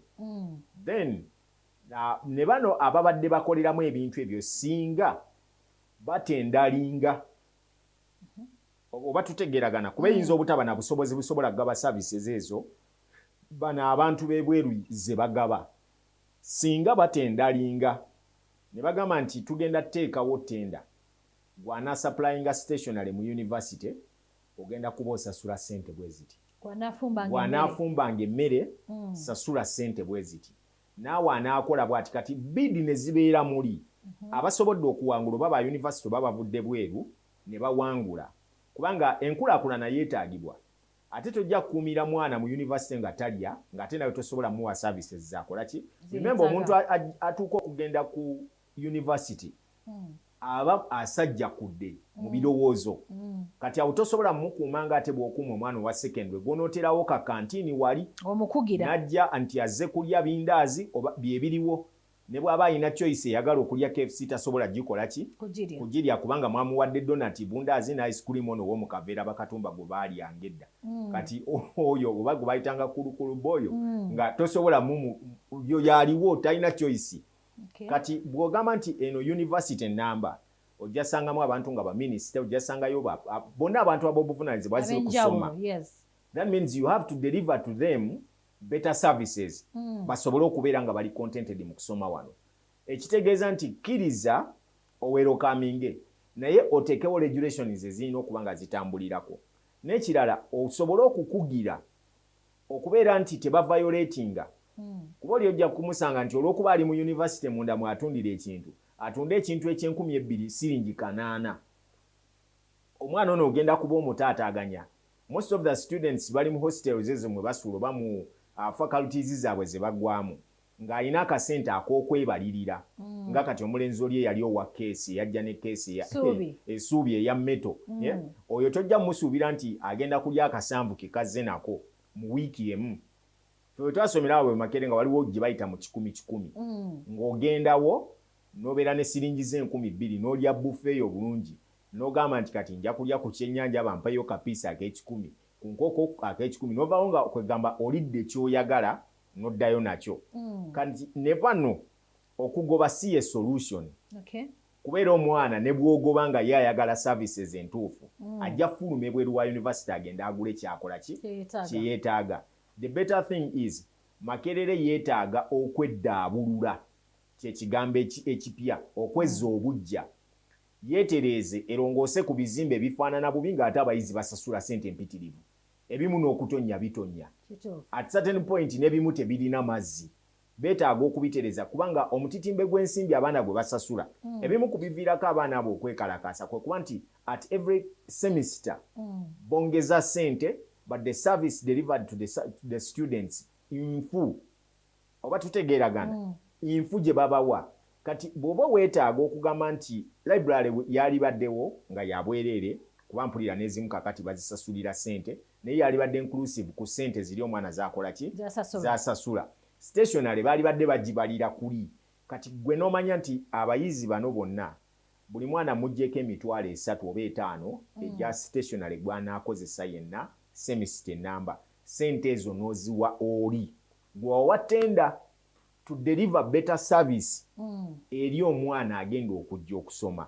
Ekyo kijja kuyambako kubanga nja kubuulira wano lumu twayambako omwana. That girl came here nga anoonya school fees. Naye nga ayagala $1.5 atuule ebibuuzo bye ebyakamalirizo ebisembayo nga talina ssente. Bwe twajja wano ku TMC ne tumuwa chansi yeekubira omulanga eri abantu, omuzira kisa yavaayo n'amuwa tuition oyo gwe yali yeetaaga. Naye singa temwana oyo teyavaayo kwekubira nduulu oba oli awo teyalitudde bigezo, omwana asobola olemererwa otuula finals ze nga talina waagenda printingira stationary oyo gwe beetaaga empapula ezo kosi wakagu bamwetaaza. Naye senga ekyo university ekigaba nti gwe tuwadde tenda yono tumuwa ssente ze zino ze yeetaaga, omwana agende wali ajjeeyo kiyeetaaga. Okwagala okulya ennyo si kwe kukkuta ate si kwe kuggwa amaddu. Gaba ekituufu ekisaanidde, then university bano bo booleeta ba client be weetaaga bafunemu kye beetaaga era bafulume nga balina kye baagala. Bino we bijjidde nga vice chancellor bakamwongera ekisanja eky'emyaka egigenda okubeera ddala 5 era nga mu reign ye oba mu bufuzi bwe bino we bijjidde. Ekyebuuzibwa university eno bw'ebanga egaanye okukkiriziganya n'abasuubuzi bano kubanga yeegamba tegenda kutuula ate nga kkooti esazeewo ekiragiro ki ekiyinza okuddako? Abasuubuzi bano banakkirizibwa oba banaagaanibwa kubanga university egaanye naye yo kkooti ebakkiriza. That is the rakasi kikyaliwaawo. University bw'eba egaanye erina obuyinza because balina rules and regulations eziba governing okumaintaininga university eyo. Kkooti ezitagikwatako. Naye abasuubuzi bano bagamba baali basasula dda rent waabwe ate nga balina loans ze bali mu kusavisinga. Of which what they can do kwe kuba nti bajja kubasaba kimanyi kye bayinza obateekako akazito okubakkiriza period yaabwe gye basasulira ekole ki bweggwako bano batekinge over. Bye bimu era nga omanyi obuzibu bwe tulina wano mu Uganda buli bumu nti twagala okubeera n'ekintu ate twagala okigaba. Omuzungu kyayita ndowooza having your cake and you want to eat your cake. Tosobola kubanga ate okyajagala ogitereka ng'ate bw'oyagala okugirya. Oba okitegeera wakkiriza abantu bano bakupangiseeko baleke bakole ekinyegenyege kireme kukwata ng'olaba ng'abakola ennyo nga naawe olaba osobola okweyambisa ekyo. Abantu abasingira be bali wano abantu oli ajja n'akwata liizi y'ettaka n'adevelopinga ekifo bulungi. Onagera afubirira kulwanirira alabe netero okugwayo natandika okusabotaginga tokola kino togira bwoti tokola bwoti asobola okulaba nga atwala waawo kubanga omumaze omukolera market awareness nti wano basobola okukolerawo kino. University ekkirize bwe bayalya ssente z'abasajja babaleke ebbanga lyabwe liggweyo balinde banaagaana bugaanyi kulinyuwinga contract zaabwe balyoke batekinge over but you can't sabotage people abakuwadde ssente zaabwe nga balina ne loans mu banka. Abantu babasibira obwereere. Omwami vice chancellor asaana atunulemu atule wansi nga bwe yagulira Suubi keesi nekinakirowoozeeko. Okay, ndowooza obubaka bukutuuse munnange vice chancellor wa Ssettendekero Barnabas Nawangwe era nga bw'oli mu kisanja ekijja tusaba n'abakulu abo balowoozeeko nga bwe kisaana. Dini Lubowa Saava bw'atyo bw'awadde endowooza ze ku ebyo bigenda mu maaso mu ggwanga. Olwakadde njagala kubanga mwerekereza naye ate ffe tukyaliwo. Nsaba osibule ku batulaba ate ffe tweyongere ne program. Beebaza nnyo bonna abatugoberera for the return of Kasiwukira Nabikola asattira obwenkanya mu nsi ey'abakulu pya saako ne Namulondo eyuuga. Emboozi naye etandise okukwata abantu omubabiro era nga bangi batandise okwesowolayo naddala okwagala okutuwa information ey'okulaga biki ebyo ebisoomooza Obuganda. So nsaba twongere okugijjumbira n'okujjumbira emikutu gyaffe gyonna ng'aba TMC Media Group nga bwe twewalira okubaweereza tujja kubaweereza mu ngeri yonna era mbeebaza mwenna abasubscribinze ku mukutu gwaffe ogwa TMC Sabula kati nti kati twawezezza abagoberezi n'omwana wattu 12 namba olw'olugendo luwanvu nnyo okuba nti mubadde mugoberera Abaganda baffe abo bye bakola ne programs zaffe ze tubaweererezaayo saako n'abagoberera radio yaffe ne TV bwetambula saako n'olupapula lwaffe nga bwe bitambula. Tubasaba mwongere otugoberera n'okussa ekitiibwa mu programu zaffe zonna ze tukola nga bwe zitambula. Mukama abanteeremu essuubi n'amaanyi n'ekisa mu buli kye mukola. Okay, tweyanziza nnyo ssebo akaddeko olunaku olwaleero. Katugyeyo ensimbi zino ez'abakama baffe tukomewo n'ekitundu ekyokusatu. TMC.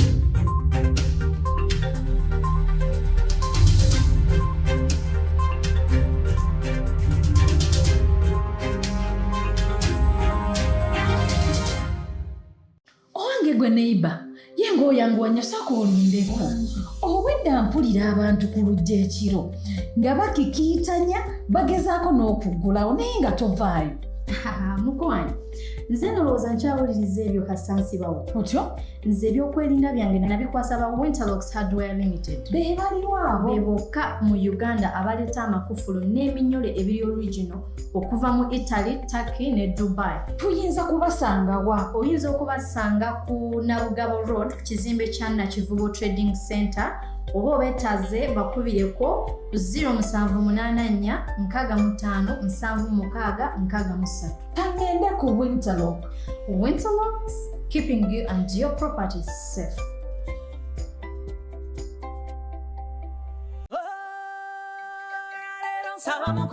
Beautiful Kavi, young stage queen, baby Malaika, winning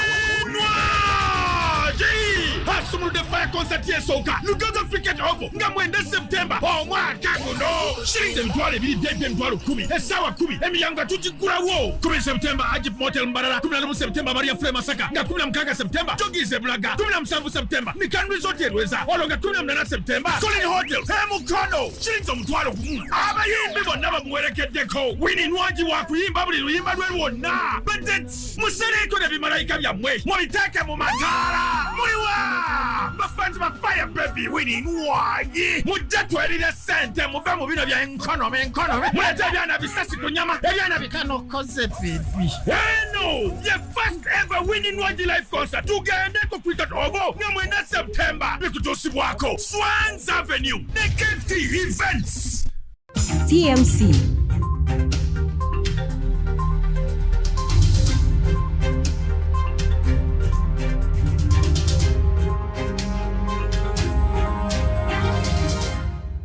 Kulikayo nnyo mu kuwummulamu okwo kitundu kyakusatu ekya program this morning. Nyongera okukubuuzaako gwe munnange yonna gy'osinziirira okubanga otulaba. Program eno ebeerawo buli lwa Monday paka olwokusatu ssaawa emu paka ssaawa 3 ez'okumakya era ng'ekitundu kino kiba kya byamizannyo. Nga bwe nanyumirwa ebyemizannyo osaanye okubanga toseguka kubanga ke kaseera era mu mboozi yaffe ey'ebyemizannyo olunaku olwaleero tulina oba twakyaddeko ku kitongole ekivunaanyizibwa ku nsonga z'omunda mu ggwanga kiyite Internal Affairs era nga twafunye emboozi ey'akafubo n'abakulu bano ab'enjawulo nga bavudde mu bintu bino bye babeeramu ebyokukwasaganya ensonga ezikwasaganya ez'omunda mu ggwanga naye ate nabo balinaatu obulamu outside office. Abantu be twayogeddeko nabo mulimu Nakiwala Alithia ono nno ng'avuga pikipiki za mpaka kyokka ng'ate tulinamu ne Kirya Ntwongo ono nno ng'ate ye azannya karati. Emboozi yaabwe yagudde amakerenda naye nga njagala naawe ogiwulireko omanye butta bwe bakola ebintu byabwe bino ne passion baagijjawa. Tugenda kubanga tuwuliriza ku mboozi yaabwe wabula ate kyotalina kusuwa kwe kubanga ku lunaku olw'omukaaga era balinayo awo eggaluga balinawo motorsport osaanye okubanga ogendayo obawagire ate nga bw'onyumirwa. Tulo nno tujja kubanga twongera okutumbula ebyemizannyo mu ggwanga lyattu Uganda. Katusooke tuwulize ku mboozi eno n'oluvannyuma tugenda kukomawo. TMC.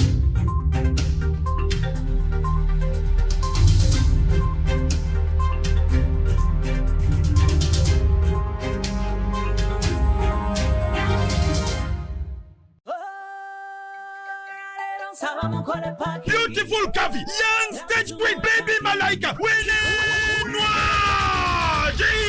Sumulude Fire Concert y'esooka Lugogo Cricket Oval nga mwenda Septemba omwaka guno shilingi emitwalo 2,10 essaawa 10 emiyango tugigulawo 10 Septemba Ajip Motel Mbarara 11 Septemba Maria Frere Masaka nga 16 Septemba Jogize Bulaga 17 Septemba Nikan Resort Rweza olonga 18 Septemba Colin Hotel Mukono shilingi omutwalo gumu abayimbi bonna bamuwerekeddeko Winnie Nwangi wa kuyimba buli luyimba lwe lwonna Budgets musaleko ne bimalayika byammwe mubiteeke mu mataala muliwa bafanzi ba Fire Baby Winnie Nwangi mujja twerire ssente muve mu bino bya enkonomi mulete ebyana bisasi ku nyama ebyana bikanokoze baby eno ye first ever Winnie Nwangi live concert tugende ku Cricket Oval nga mwenda Septemba bikutuusibwako Swans Avenue ne KT Events. TMC.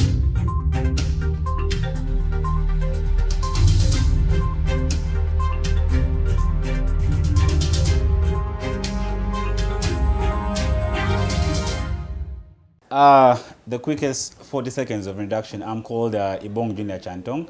I'm an immigration officer as per the books of the government of Uganda. But as your introduction, I could get a few words. I am a second-degree black belt in Shotokan Karate. I subscribe to the style called JKA. And JKA is the largest karate board in the world. There are quite numbers of styles, but we can't go all that into it.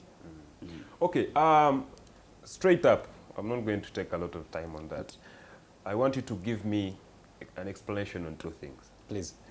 With karate, you also have degrees? Karate has degrees. First, we have the plain belts, which are about 6 of them. Okay. Then you get a black belt. Black belt has 10 degrees. Okay. And to get to the 10th degree, it's a long way. From the word karate itself, it's a Japanese word that means a way of life. Yeah. So the first degree, you get it minimum 3 to 5 years of practice. Yep. That's when you can get your first degree black belt. Then the second degree, you have to take 1 year. Second degree, you have to take 2 years. Third degree, you have to take 3 years, like that. Okay, so it keeps on repeating. Before I go to the next thing, you have the black belt? Yeah, I do. I have a second degree black belt. I'm preparing for my exams in Dar es Salaam in October. Yeah, we're going to be hosting one of the technical teachers from Japan in the names of Naka Tashiwa. It's going to be his first time in East Africa. Chantuong, take me through JKA. How do you differentiate those things? JKA is, as I said, the largest and the oldest karate style. JKA in full is Japan Karate Organization. Okay. Yeah. It's a governing body that takes over and watches over karate. Like I said, karate has different styles. Aside, for example, let me say any other game like football. We have beach football, we have, there's this one they play in the house, I don't know much about it. Then there's the normal one we know of the Cristiano and the Messis. Yeah. Okay. So someone would be surprised at a time like this. Coming to this kind of office, we came to do something different. So we find Chantuong with this attire and stuff like that. So how are we managing? I should say it's a tricky one. Because I'm always at office by around 7:40 and I'm leaving at 6:40. But like I said, it's a way of life. I always have to find time for it. It's an hobby, it's a passion, it's my other life. Yeah.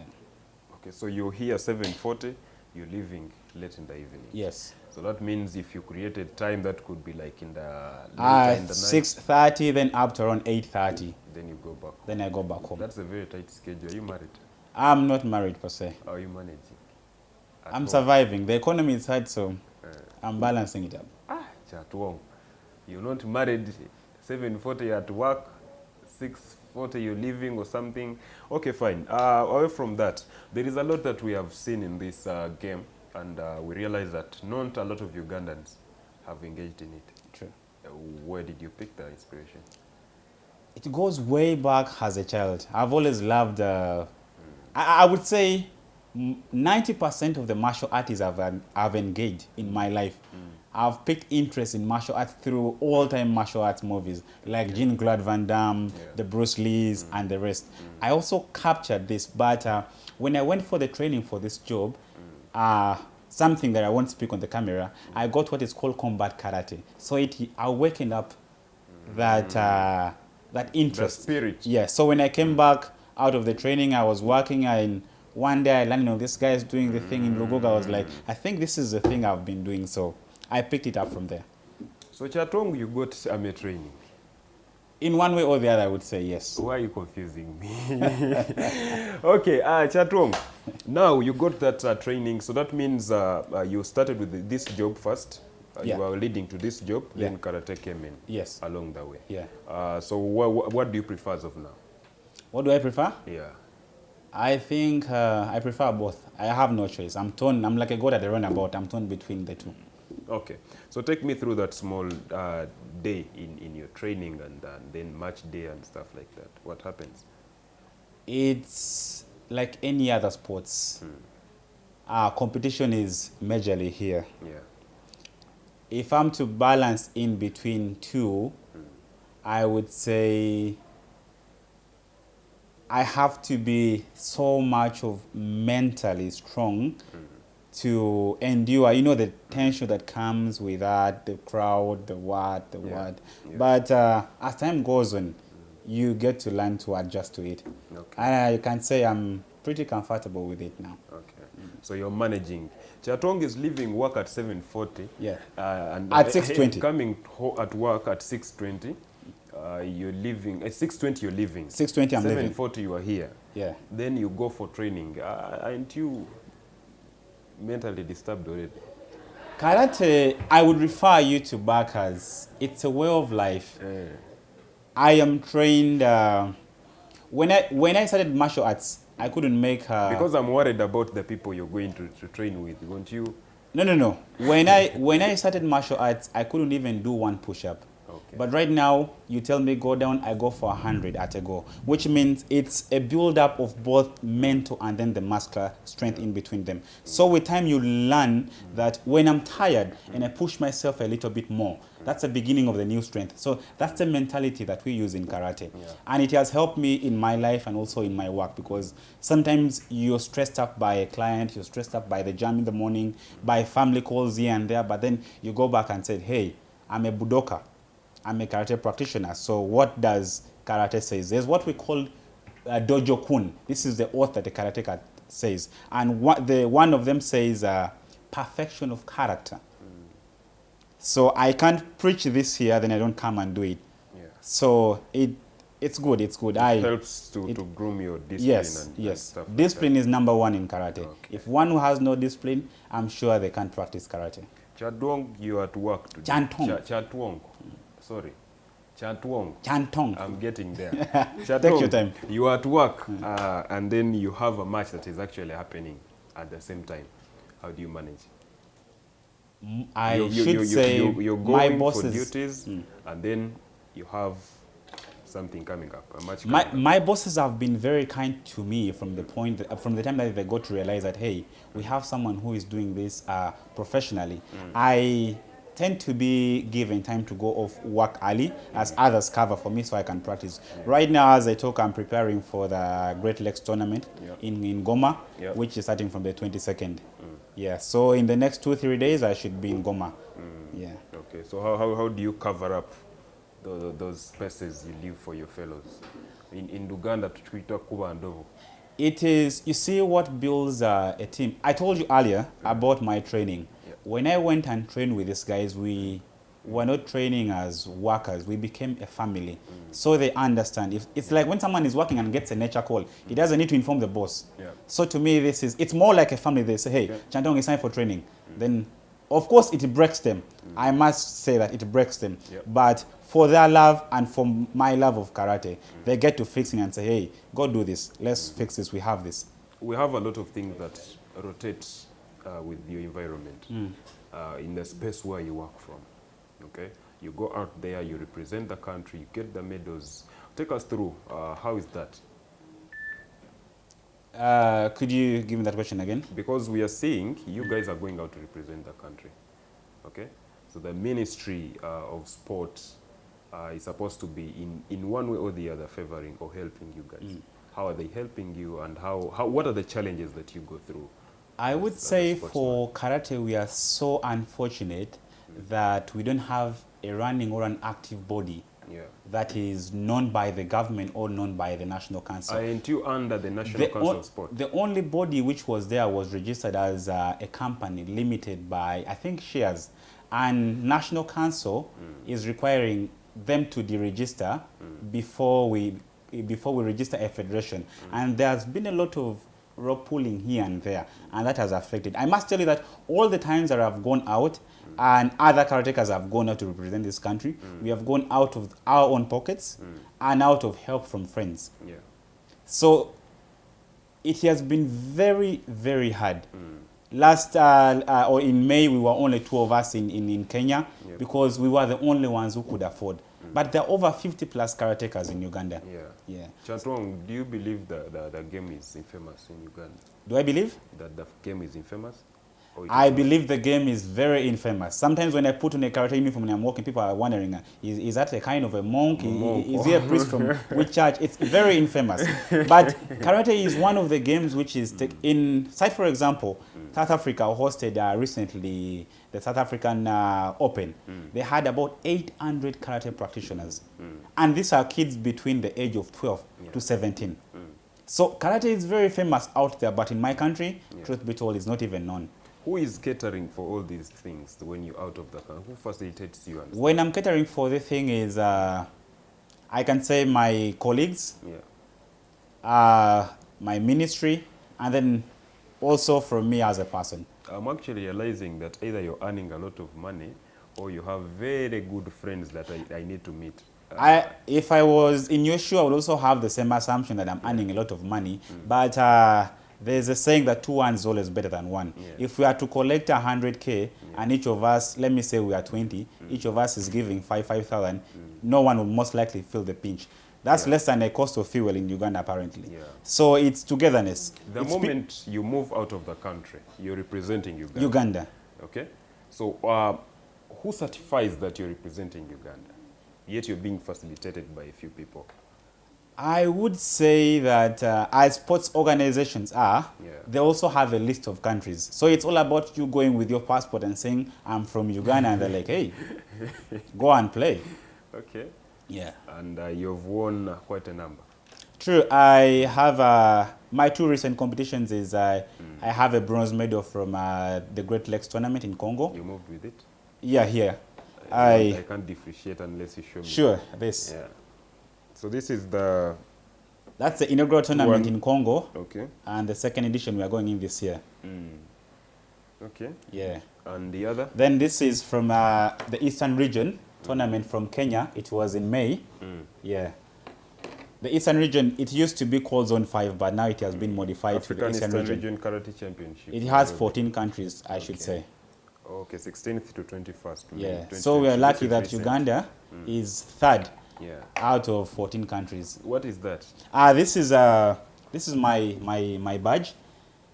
I recently did an examination and I'm a certified Union of African Karate judge. I can officiate karate games anywhere around Africa and anywhere around the world, And I'm the first Ugandan, I should say, that has been given the rights to officiate. So this is your degree? No, that's not my degree. That is for karate competition. Okay. Yes, that's for the African Federation. Okay, Karate Federations Union. African Karate Federations Union. Yeah, it's spelled as UFAC so because it's in French. One of the judges, you can judge. I am the only and the first Ugandan judge to be given both rights to judge kata and kumite. Those are the 2 forms of karate competition. We are 3 of us. We have Martin Nemuko and then James Opio. Okay. Yeah. Wow. So you just seated here and we don't know. I guess now it's time TMC will put me out there. That's why we're here, definitely. To just have that debrief to understand how the game works and how you're managing to be an immigrations officer, how you're managing to be a kickboxer, right? A karateka. A karateka. Okay, so all that in one, just to make sure that you're doing it for the love and for the game. It's a good thing on what you're doing. So what is the future like? The future, like every day that I wake up with my knees on my bedside, I try to tell God, I want to, if possible, to make karate a popular game. I want to show the rest of the world, I want to show Uganda that this is one game that can be more famous than football and can employ more people. because karate is very, very You don't popular. even need shoes, actually. No, we don't need shoes. We don't need shoes because every part of our body is a weapon. Yeah. But we don't fight. No, We don't you're fight. fighting, bro. We only fight when it's time to compete and in a very controlled manner. We don't fight to hurt. We fight to show technique. Chatong, you're fighting. I am a fighter. I'm a fighter. Most definitely, we are here at the Internal Affairs wetuli olunaku olwaleero tugezaako okutegeera obulamu bw'abano abantu obulala bwe batambuliramu. What I want to understand lastly as I'm letting you go, because I was surprised as well to find my good friend Nachiwala Arithia in this same thing. But before I bring her in our next episode, I want to understand what are those steps you've taken to make sure that you rectify the mistakes in your business and to make sure that it is recognized and helped. In other words, I'm trying to talk about the facilitation and stuff like that. Facilitation for me to go and train or to present the country. For the whole game and the whole country. Recently, we have sat down and we are trying to see how we can formulate this federation and let it be known to government in order for us to stop pinching our friends when we have, and government has a very big chunk of money in the budget for sports. So we are trying to get back karatekas together and we get this federation up and running. So we can bring more. It's not about Chantong. It's not about Emoko Martin. It's not about anyone else there. We want the entire country to engage. I mean, to be engaged in it.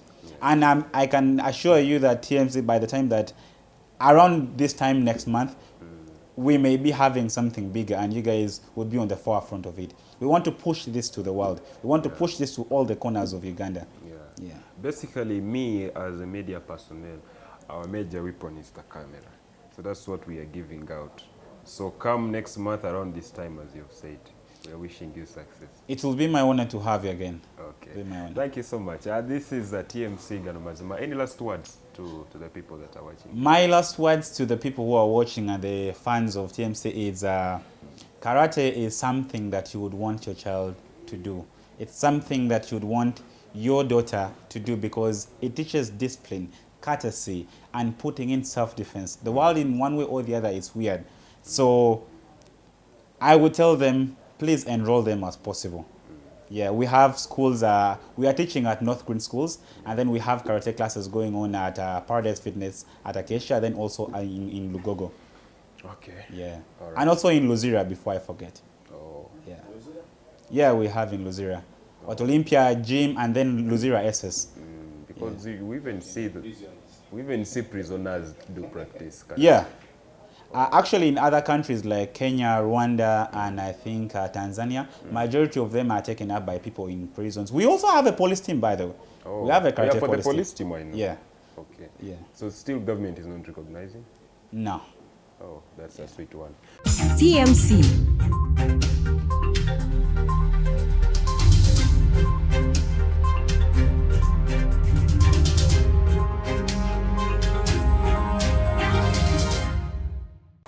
This is TMC Gano Mazima 2022 twaze twocha era wano we tutuuse simanyi kye mugenda tukolera naye ugamba oti Jendisebe.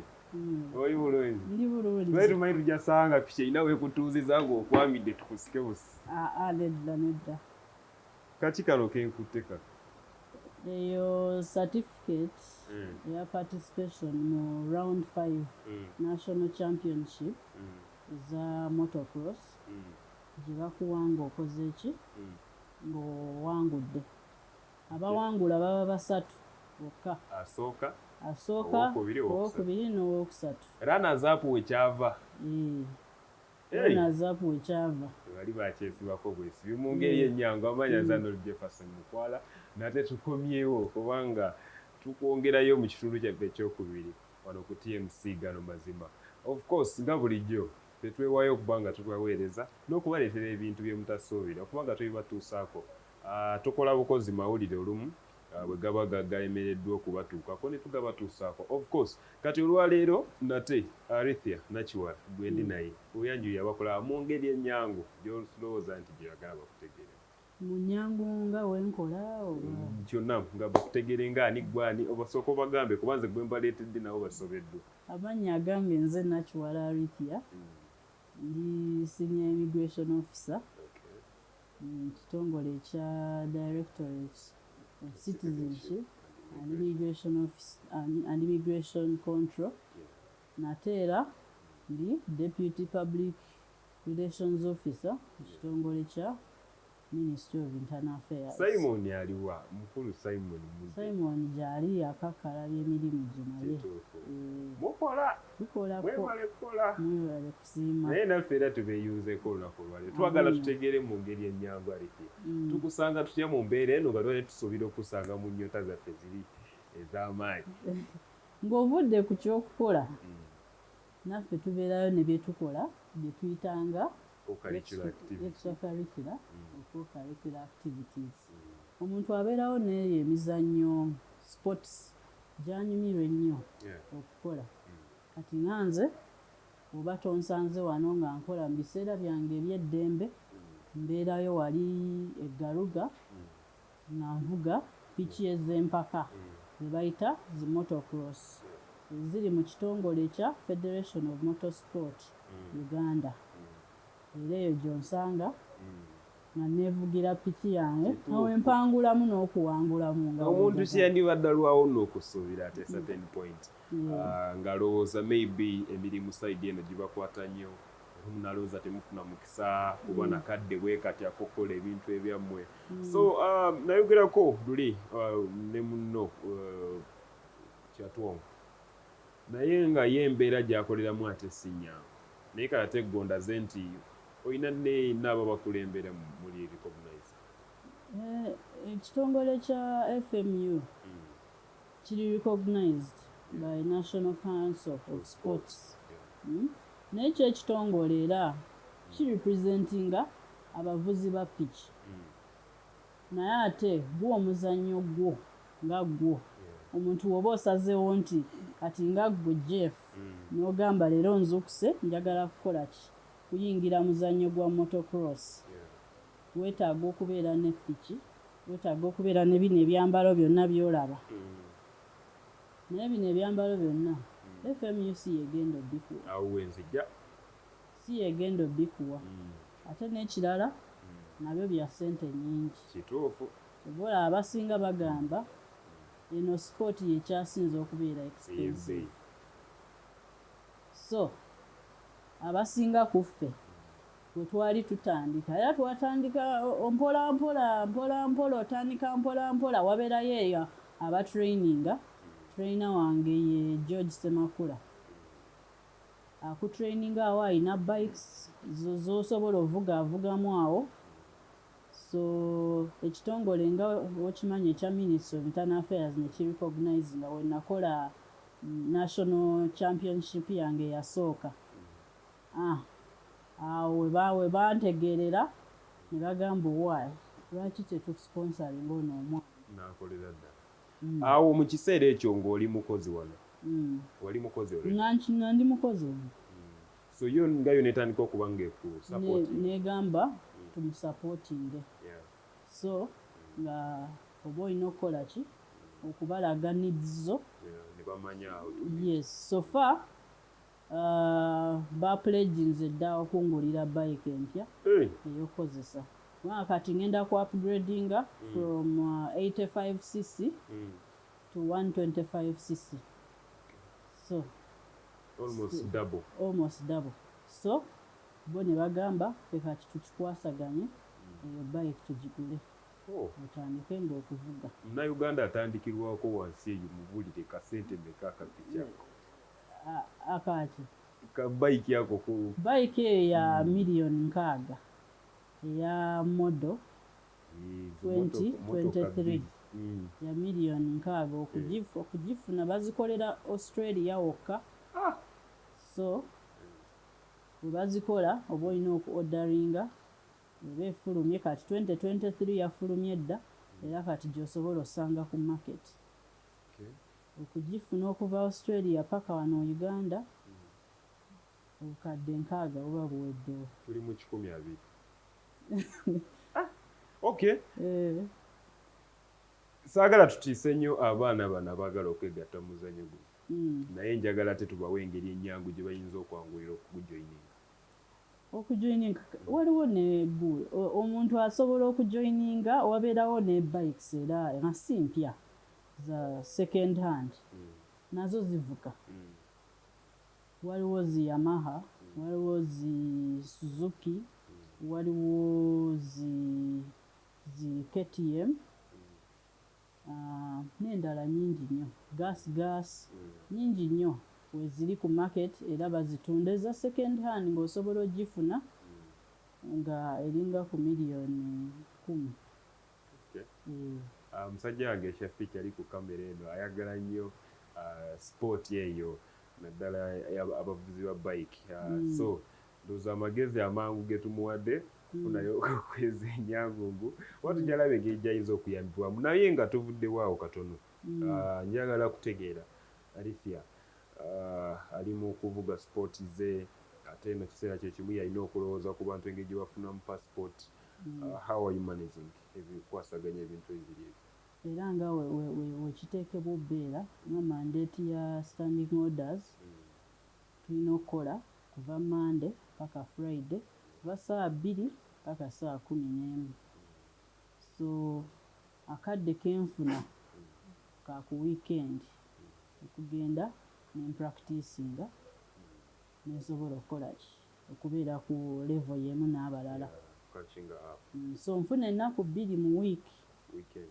weekend zokka nengenda nempracticinga nenkola ki nensobola nange okukola ki okachinga up with the others ne family nga mwotadde omwo ne family nga mwotadde olumu ne family tugenda nayo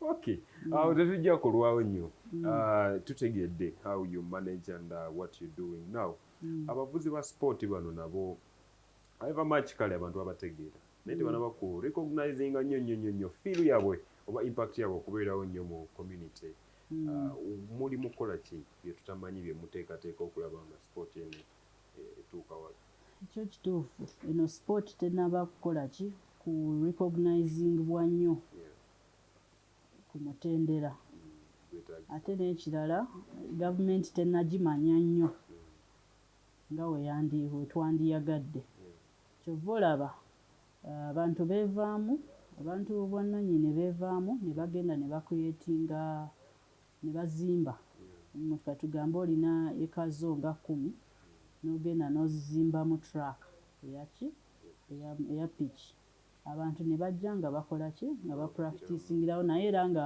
oba olina okusasula baajjukira si ya gavumenti twandiyagadde at least gavumenti singa ku mataka g'erina singa efunayo nga eka 10 nezimbira abantu baayo eki track gye baba bapracticingiramu kubanga weekend eno 20th 21st tulina empaka za Africa ensi zonna zizze eza Africa okukola ki okompitinga naffe tukyuzinze abaffe aba Uganda nga 25 siriimu lwakubanga na missinga round 1 and round 2 so nali nsoma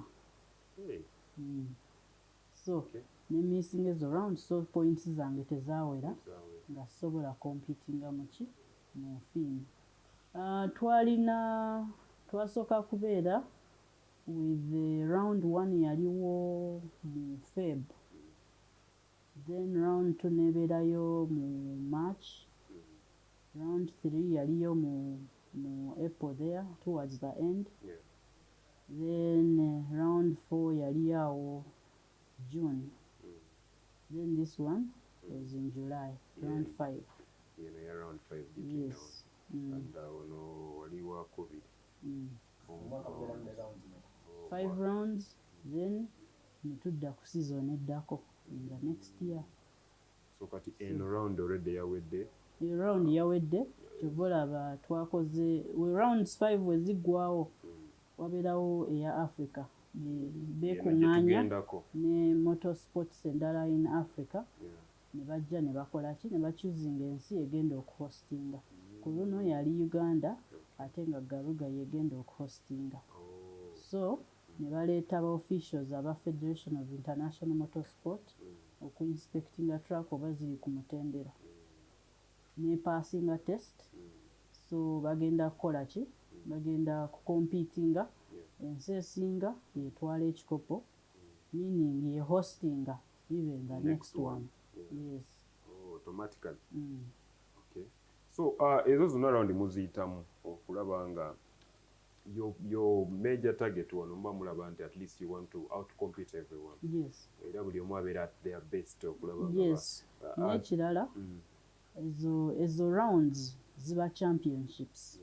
Kakati omuntu nga we nagambye abasinga baba basatu. 1, 2, 3. Yes. Buli omu alina competition number. Eyange nga wogiraba leka nkikulaga eri ku ssaati wano. Eyange yeno 224. Kula champions. Omuntu wawangula championships nga 5 naya tugambe ng'obadde from the first round to the 5th round nga gwe abadde asinga, gwe abadde first oba gwe abadde second oba gwe abadde third. Wawo numbers zebawa mu number plate zaffe, wawo ziba reserve nga ziba 3, 1, 2 and 3. Eyo 1 bagiwa abadde first in all the championships.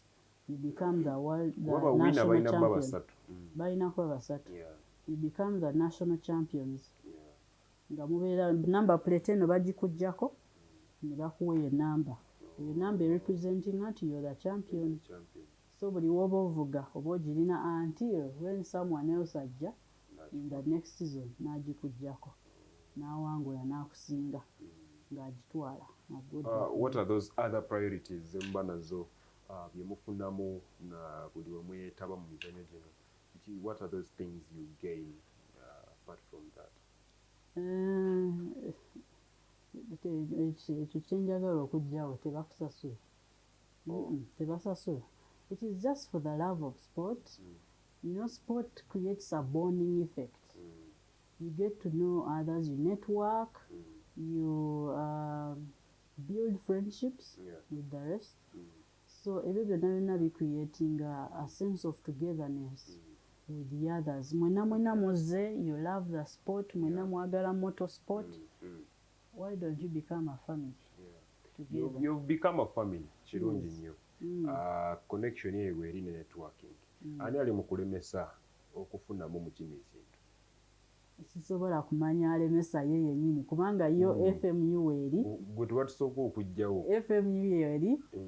Pozi ekyetaagisibwa okuteekawo okwogeragana ne FMU ne National Council of Sports ne boogeragana ne reaching an agreement on how to empower and how to support the people that represent their country. But steps ki so far ze mwakateekinga okumakinga sure so far tewali steps n'emu gye baakateekinga yadde. Kati twaka kumanya oyo alemesa because these two people have to meet oli yakulembera ono. Alemesa simumanyi mpozi ng'oyogedde ne president w'ekitongole. Alifia Nakiwala, deputy PRO ku Directorate of Citizenship and Immigration. Era bwe tubadde olunaku olwaleero nga tugezaako okutegeera abantu bano engeri gye bakozesaamu obudde bwabwe okubanga basobola okumanaginga okubeera eno mu mirimu gyabwe gya bulijjo n'okwetaba mu byemizannyo. Of course byakubulidde obiwulidde otegedde nti they always have those 5 rounds every season. Season ebeeramu 5 rounds oba bayingira rounds endala 5. Basically you can understand nti the game is well planned. Bakola enteekateeka zibulako just abafujirira. Now wano wenyini wetuli wakabeera mu competitions meka era obadde mu bbanga ki? Natandika 2021. That is last year. Era nakabeera like in 4 championships. 4 championships. So era eyasooka yo navuga nga nakatandika ate banteeka n'abasajja bokka kubanga tewaali bakyala omanyi guno omuzannyo abakyala abasinga balowooza tebalina gubeeramu kubanga mulimu okugwa ebigo bingi ate okugwa abantu abasinga batya okuvuga piki so so ekyo kyokka kibatiisa nnyo. So era we nasookera navuga n'abasajja bokka nenvaayo nga ndi wakuna. Wagezaako? Era nagezaako. Wakulembera abakyala? Era we navuga olunaku kyawa nnyo abakyala abasinga courage okukola ki. Kuba tuwalabye nnyo eno mu mamotoka basuzanyi. Banaabwe. Kyawa nnyo abakyala abasinga courage okuvaayo nabo bajje bajoyininge. Era kati tulinawo abakyala abajoyininze, za Irene Blick, Didan, bangi nnyo. Didan kyoyo? Tulinawo Rose. Okay. So we are coming to 2 years. Ng'oli mu kugenda maaso. What are these? What take us through? Wali wakayingira n'ofunirawo omudaali? Byangu nnyo bwe bityo? Si byangu yadde nno. Ezo medals zinafuna in the championships zinakoze. Anga nagambye nakola nnya, but the first one je nakola since nali wa 4th I didn't get a medal. The second one je nakola yali eno ya MX. Yali eno. Then eno yali round 4 2021. Eno yali? Eno yali around 3 2021. Round 4 2021. Eno MX round 4. So awo nensooka nenkola ki nengenda mu kusoma. Nenkomawo mu round 5 national championship eno wano kali ako koyambadde ako. Kano. Then also this one here. Wow. Okay. Motocross championship. Certificate. Nezijirako. I can see. Mwanga round 5 batugatta. Abasajja n'abakyala. Muwafuukira namba 2? Yes, mu bakyala nali wakubiri. Overall abasajja n'abaami I was 3rd. Wow. Amina abakyala n'abaami. Naye mpozi challenge nafunamu wano nga nsoma. Awo nali sobola ku balancing at all. So nga I dedicated all the time on school. Nengamba let me first take a sabbatical. Era ne informinga gundi manager wange and the FMU officials. Manager waliwo? Manager ali awo wabweru. Jamubuuzaako. Nemba informing nembagamba ngenda taking a sabbatical until when I finish my course. When namala course, then I joined afresh. So nentandika. So ekitali kya mukisa nti when natuukira okujoininga twali mu round 5. Ate round 5 nga yesembayo ye qualifier. So nga points ziba teziwererako ddala. So we baali bachoosing of course saayitamu. Naye singa era nali nkoze ziri rounds zonna nkikakasa nandibadde nange ngenda kwetaba mu mpaka za Africa eziriyo eno weekend. Yes. Okay, so awo wennyini we njagala nga tunaatera okuggalawo tutegedde nti National Council of Sport ekimanyi nti gye muli naye tewanabeerawo good communication between the FIM awamu nabo. We need to find ways okulaba engeri gye tugattamu bano abantu lwakuba tetutegedde ani alemesa. Twandibadde tusooka kujjawo oyo tulooka tugatta step by step because if of course tukozesa wiponi yaffe iyi kamera naye nga you've tried as much as you can okulanga mu pushinga. So take us through the small prices nga tunaba kuggalawo ebintu ebya mmeke. Eno ya $150. Then eno ya $10,000. Zino za $30. Esaati n'empale ya $800. Engatto za $1,000,000. Awo nkomye okutegeera. Then eno gundi eri munda body armor ya $25,000. Knee guards and shin guards ya $20,000. Amanyi okubala ajja kumbaliramu tutegere sente meka ze tuyingidde. Kati wano n'omwana ali mu kuyingira. Tafudde nga tafiiridde mu training olowooza. Kale nga we nagambye there's a togetherness in this thing. Kakati wojjanga gwe n'ogamba nti njagala kola ki, njagala kujoininga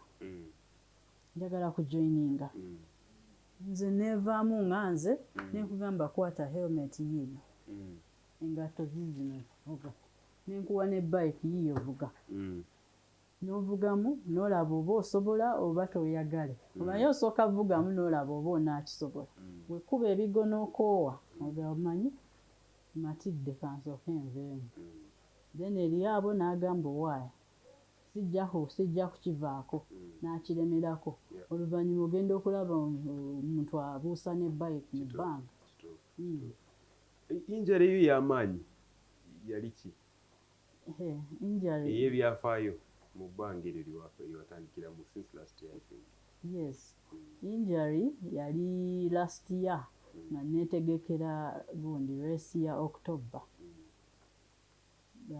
Twali tuvuga manyi oba ovuga oba eno helmet wogibeeramu oba towulira omuntu newayogera oba tomuwulira so mba nvuga ne wabaawo anva emabega kati waliwo bike gye bayita Yamaha eya 4-stroke gye watumyeko atandika bagende bavuge 450 4-stroke evaamu eddoboozi eddene so oba ogetinga used okyawuliriza yo omanyi yo ino giwuliriza n'omanya ng'ekusaba giya olina okumanya woolina oteeramu giya oba giya ng'eri mu kufa so nali ntaaninga butaaninzi wabeerawo sharp turn ebeera wet elevated wet ogiyitako we bati so mba ntaaninga we bati naye mwennyini najja ate n'ayagala ataaninge we ntaaninga so yankoonako na bukoonyi katono yankoona mupiira gwa maaso so weyankoonera nali ŋŋenda kasozi we bati so nagenda we bati nagenda mu bbanga neŋŋamba sigenda gikontrolinga bike nenjikanyuga eri nange nengwa byange era nenfuna injury on the hip but when I went to hospital nebanga this is just a bruise ejja kumala etereera yokka with constant gym. You're now fit? Yes, actually, sport yetaaga a lot of physical exercises because first of all bike yennyini ezitowa okufa obufi ezitowa nnyo n'amaanyi gerina mangi so woba omuntu nga tokola exercises emikono gino buli kaseera gibawo egiti so wobuuka mu bbanga olina okuba n'amaanyi mu mikono ne maviivi oba ogenda gissa wansi obanga abuuka okuva kweno entebe paka wansi so olina okuba n'amaanyi agagisitula naawe wenyini n'olandinga nga tosudde bike so ebyo byonna byetaagisa physical exercise. Fast forward family wali emaze okuinspiringa bakumotivatinze ani akuinspiring okunyingira omulimu? Nakazini wange yali ayagala ennyo bikes naye nange nali nzaaga naye nga nekyo ekintu nti abakyala tebavuga bino nnyo siina mukyala gwendaba naye nalaba ng'avuga kitegeeza kino kiri possible so naye kitali kya mukisa nti ate ye we yavuga first attempt ye yakoona ekisenge n'amenyeka fima so ye takyasobola nakukola kikuvuga at all but nempikinga from her neŋŋamba kankole ki kanjoininge naye nga kangezeeko obugeza infact twatandikanga byakusaaga ne coach twalina just a fun race waliwo wetukutegeka zi fun race just kujja kuvugamu buvuzi kuwininga and feel good about ourselves. Nga tumaliriza Alethea Nakiwala now here we are bakusuubiza ride bike empya era oli mweteefuteefu okubanga oyingira ekintu ekyo so kati bano abantu oli mukozi wa gavumenti ono wooli mirimu mukola gya ggwanga lwaki mulemereddwa mu kweyamba amangu okutereeza ebintu ebibatawanya ne wabweru w'emirimu gye sport of course sport is I think I would really attribute it to not knowing sport so much emizannyo gino tebagimanyi nnyo so era kikakata kuffe okwevaamu okweragayo okubalaga nti these activities are also there and it's a fun sport and everyone can actually try it. So nze okujoininga eno sport njagala ndage abakyala abalala nti abakyala basobola okuvuga piki, abaami basobola okuvuga, n'abakyala basobola, ne bamaama basobola, waliwo n'abakadde abavuga, so buli omu asobola okuvuga. So kyetaaga ffe okulaga abantu abalala abatamanyi okubalaga nti bino ebintu bisoboka. Njagala otunule mu kamera eno osindika obubaka bw'ojjagala bugende n'okusiibula abantu n'okubaagaliza kyonna ky'obaagaliza.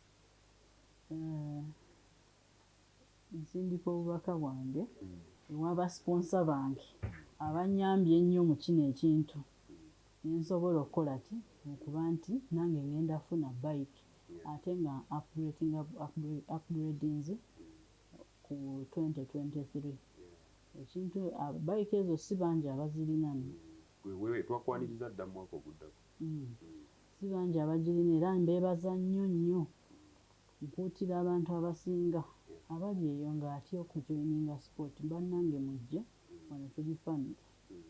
Oba tolina byakwambala ffe tulina ebyokwambala tujja kuwa tukwambaze obuvuge, ekyo tekiri mu buzibu. N'ekirala neebaza nnyo aba FMU okulwanirira kino ekitongole okubeera nti kati naffe tuhostinze empaka za Africa ezigenda okubeerayo wiikendi eno. Ebyange TMC.